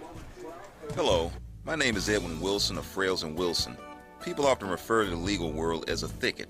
It's a very accurate depiction of all of the twists, turns, and obstacles one often faces when dealing with a personal injury case. Let's say you're involved in an 18-wheeler collision. You've had to spend weeks in the hospital, only to find astronomical bills waiting for you once you leave. You call the adjusters representing the driver, but what they're offering will barely cover your bills, let alone the wages you've lost and physical anguish and lack of peace of mind you've had to endure. These are just some of the logistical weeds and vines that make up the jungle we call personal injury law, obstacles that we specialize in cutting through. Tough problems need tough lawyers. We clear a sure path between you and the recovery you deserve. Frails and Wilson, let us be your guide. For more information, please contact us at 706-855-6715. Our office is located at 211 Pleasant Home Road, Suite A1, Augusta. 2 scores, looking for more, and Holmes from the shotgun, working right and spinning to nowhere as he's dropped for a sack. I would have thought since they played a different offense, put a different setup in there, more of a 12-man personnel with 3 trips to the right, that they would have the thrower in like a DJ Dagger. But I see they're trying to get themselves options and give Holmes that option to either run or pass because they had trips right with 3 streaking down the sideline. Yeah, he doesn't have an arm, though, to get it down there. I would think you'd have to run some kind of slant pattern. We talked about those over the last few years. Wildcats, not just with Coach Baker, but other coaches as well, implementing those short passing game. Because with the athleticism of the players, you let one guy miss, and our athleticism is taking it to the house. Now Holmes will have another chance to pass. This time pressure coming from his right side. He eludes him. Now he'll go left side, loses the football, picks it up, and scampers out of bounds. That'll be another loss for the Wildcats. Drive started at the 20, and now it's back to the 10, where it'll be 3rd down and 20.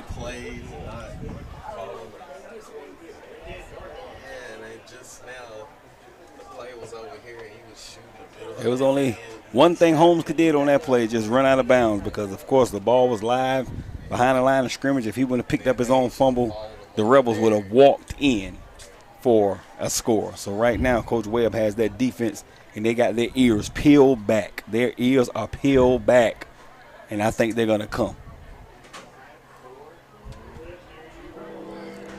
All right, so now Holmes trying to work quickly. Snap came back to him before he could. There was a whistle.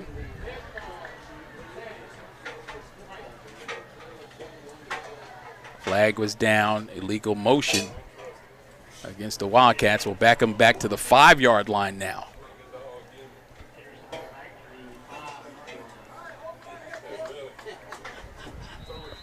So 3rd down and 25 for Laney.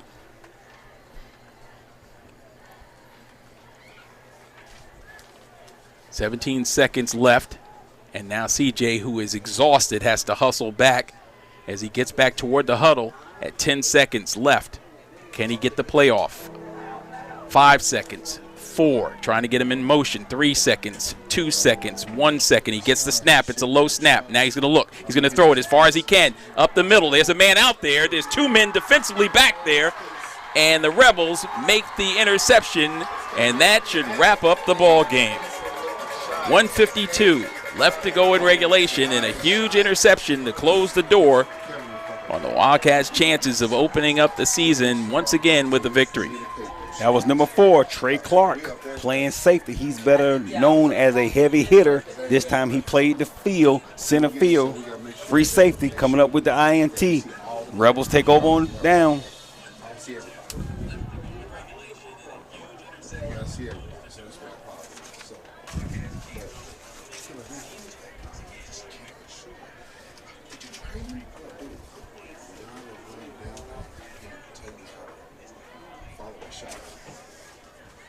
So change of possession means a timeout on the field.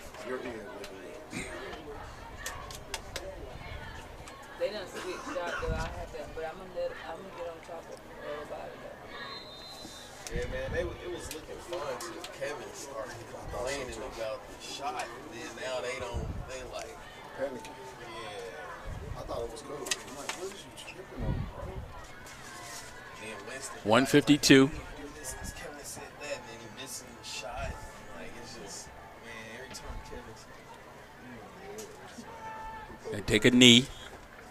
And they do that a few more times, and this one will be in the books. When you have 2 fumbles and both of them are strips, that'd probably be the smartest thing for Coach Webb to do on this side of the field, because being on the 50-yard line, if the Wildcats come up with another strip, that could be a disaster for the Rebels, because with that momentum going into the fourth quarter with this last couple of minutes left, anything can happen. So Coach Webb is going to elect to take a knee, which is a smart play.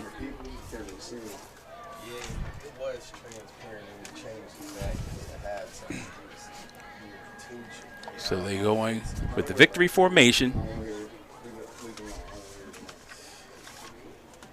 Have the quarterback in the shotgun with 2 backs on either side and the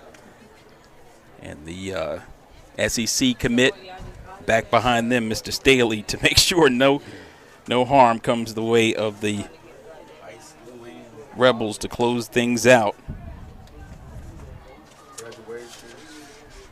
43 seconds left.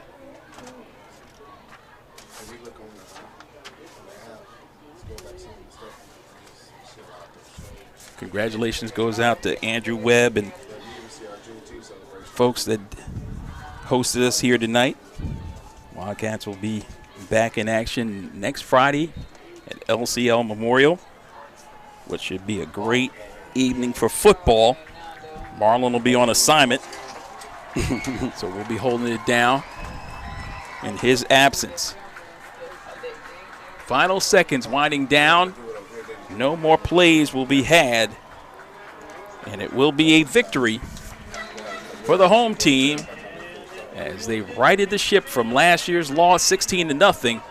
They've come back and pulled out a victory. Congratulations goes out to everybody on the Strom Thurmond side as well as the Wildcats. Valiant effort, but just too little too late on their comeback effort as they fall by a final count of 21-12.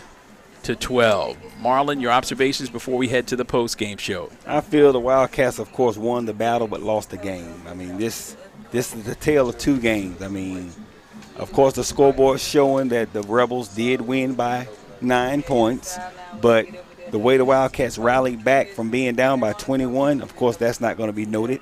So, I mean, it's just a first game of the season for the Wildcats. I mean, but you see what you got. You see what you have to build off of. So, hey, just take it, It's over with now. The game is over. Forget about it. You start again next week against Hepzibah. I mean, hey, the road to the championship starts next week. Forget about this one. You did what you're supposed to do. You know what you got to clean up on in practice, and I know Coach Baker's going to do his due diligence and make sure this thing is ready for next week. Non-region loss for the Wildcats does not hurt them at all in the Georgia scheme of things. As you said, they'll get a chance to play another non-region opponent for the Richmond County bragging rights in Hepzibah next week. And coming up in just a few moments, it's the Frales and Wilson Attorneys at Law post-game show. That comes up after this 3-minute timeout. Your final score for those leaving us on the network, 21-12 in favor of Strom Thurmond. They're 1-0. The Wildcats 0-1. We'll be back in just a few minutes on your Perry Broadcasting Network. Hello, my name is Edwin Wilson of Frales and Wilson. People often refer to the legal world as a thicket. It's a very accurate depiction of all of the twists, turns, and obstacles one often faces when dealing with a personal injury case.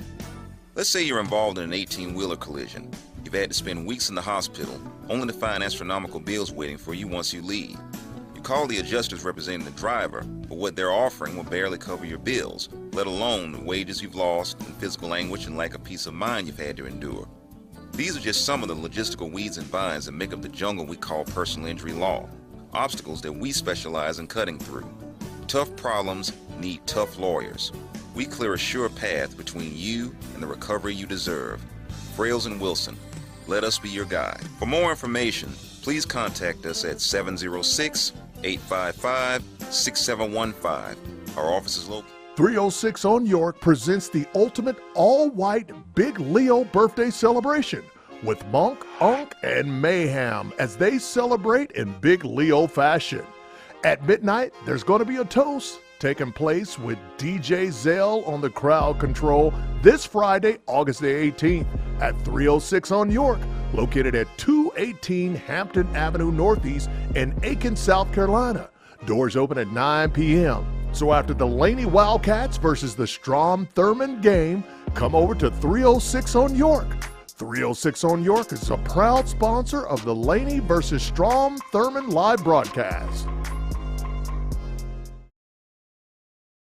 This is Randy Frails from Frails & Wilson. There rarely comes a time in your life when you need a lawyer. But when you do, you need one that's competent, and you want one that's tough. You want the toughest lawyer you can find because you want results. Whether it's a domestic matter, catastrophic car accident, serious truck accident, medical malpractice, or a complicated business matter, we have the staff and resources to meet your needs. We can also take care of your everyday needs, such as estate planning, probate matters, or real estate transactions. The firm has several attorneys who have extensive knowledge in a variety of practice areas. We're on a mission to provide quality, cost-efficient, and effective legal services to each and every one of you, day in, day out. Tough problems need tough lawyers. Frails & Wilson, we're in your neighborhood. We're here to help, and we're here to stay. Frails & Wilson. For more information, please contact us at 706-855-6715. Our office is located at 211 Pleasant Home Road, Suite A1, Augusta, Georgia, 30907.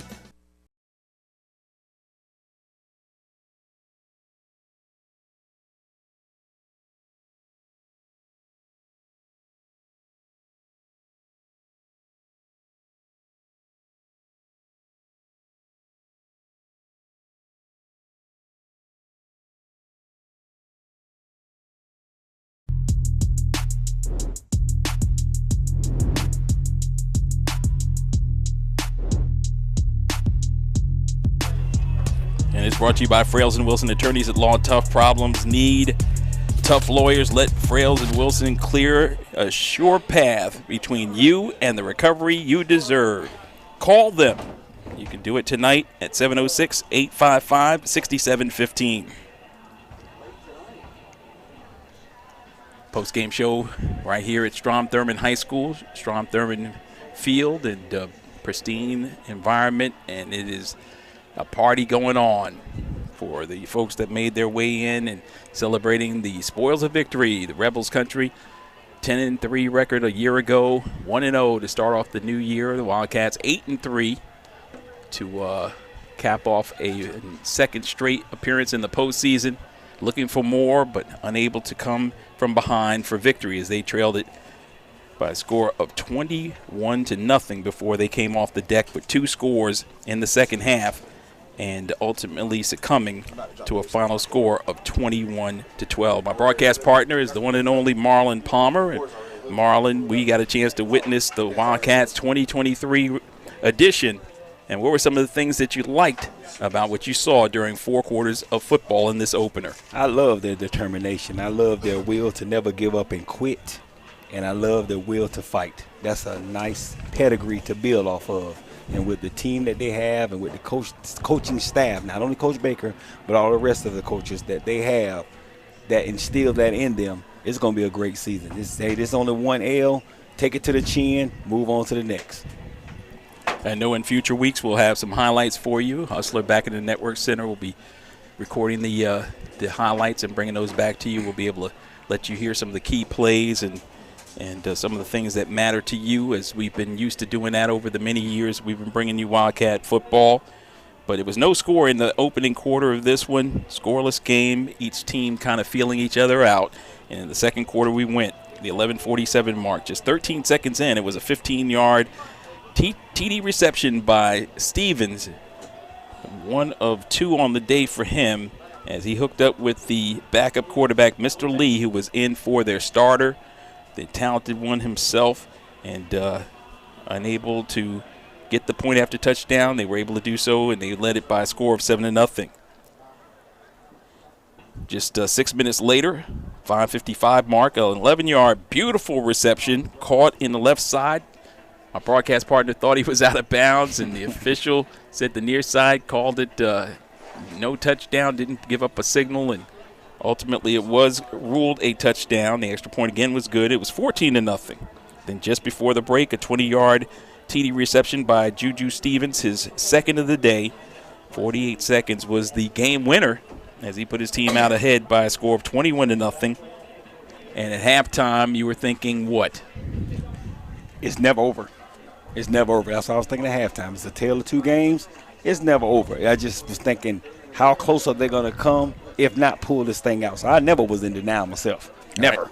Right. And then nor was I, as we know how the Wildcats do. The pride of the Wildcats run deep on the boulevard and even away from home, especially with that huge crowd that came and watched them perform tonight. You knew they were going to give a valiant effort in the second half, and they took advantage of a turnover to get Mr. Holmes the ball, and C.J. Holmes, who had been beaten and battered, provided a little punishment of his own. A 3-yard touchdown run after a little trickeration, a little fake pass, fake run, and then fake run again, and then throw the ball down the left sideline to a wide-open player. I called it a wounded duck because it was floating up there waiting for any kind of help to come through, any kind of specialty item to come through and swoop that thing up. If you had one of those drones, you could have just scooped it up and flown it to that end zone down there that you'd like to see those footballs fly over. Oh, yeah. But instead it came softly into the hands of the receiver, who took it all the way down to the 3-yard line, and the Wildcats were in business, and they cashed in on a 3-yard run at the 6:27 mark out of the third quarter. And the Wildcats trailed by 15, 21-6, as the 2-point conversion came up short. Then we came to the final score for the Wildcats, that at the 2:29 mark. Again, a turnover. Wildcat defense, and cost the one of the big-time receivers for this Strom Thurmond team. They're loaded at wide receivers. Future opponents, be aware. They're going to toss that rock around, and you better be – your defensive backs and linebackers better hold on to assignments because they're coming at you. But this time Holmes did his thing again after the turnover, a 19-yard electrifying touchdown run as he eluded 4 defenders to get in the end zone. 2-point conversion once again was no good because Holmes was exhausted, and it was 21-12, and no scoring in the fourth period. And our final score was 21-12. Well, tale of two halves. 21-12 does not tell the story and the determination of those Wildcats. Big shout out to Coach Webb and his staff, of course. Like you said, they have those 2 big studs on the end looking like Clemson back in 2012 when they had Hopkins and those guys down there. I mean, there's some beasts, man. 6'3", 205, 6'4", 202, whatever he is. And we got corners at 5'9", 5'10". That's almost a 7-inch difference. And both of those young men was coming off this grass like they were jumping off a trampoline. So you got to give their props where their props is due, but you can't giving shout-outs without shouting out Coach Baker and his staff for doing what they're supposed to do. The future's looking bright for both teams, but I'm most definitely looking forward to that matchup next week that I'm going to miss against Hepzibah. Yeah, speaking of that, it's the home opener Friday, August the 25th, LCL Memorial Stadium. Hepzibah Rebels, the opponent. Last year, the Wildcats pulled out a miraculous 26-17 road win, and they'll look forward to doing it again. James Pride with 3 touchdown runs in that one. As for Strom Thurmond, they traveled to Midland Valley for a opponent next Thursday. That's a made-for-TV game in Graniteville. And Midland Valley is playing Grovetown tonight, so I wonder what the score of that one is. Yeah, they had it a little bit earlier. I wasn't able to listen in, but we'll be able to find that on one of the late-night TV shows, I'm sure. Oh, yeah. So we want to thank you once again for tuning in. Special thanks goes out to Laney Principal, Dr. Middleton, also Wildcats Athletic Director Otis Smart, head football coach Ronnie Baker, and the Rebels head coach Andrew Webb for all their assistance in preparing for this 2023 year and also for the 75th season of Wildcats football. So for my broadcast partner, Marlon Palmer, our producer, Deluxe, and Winston O. Stricker, along with our gang from Oklahoma City who made the trip in, Central Time Zone to East Time Zone, to bring you this broadcast. I'm the Mac Daddy, Charles McNeil, saying good night from Strom Thurmond in Johnston, South Carolina, where tonight the Wildcats begin the 2023-24 season with a 21-12 loss. But they'll be back and better than ever next Friday against Hepzibah. Take care and have a blessed night. And thanks to the hustler back in our network center for doing all his hard work. We appreciate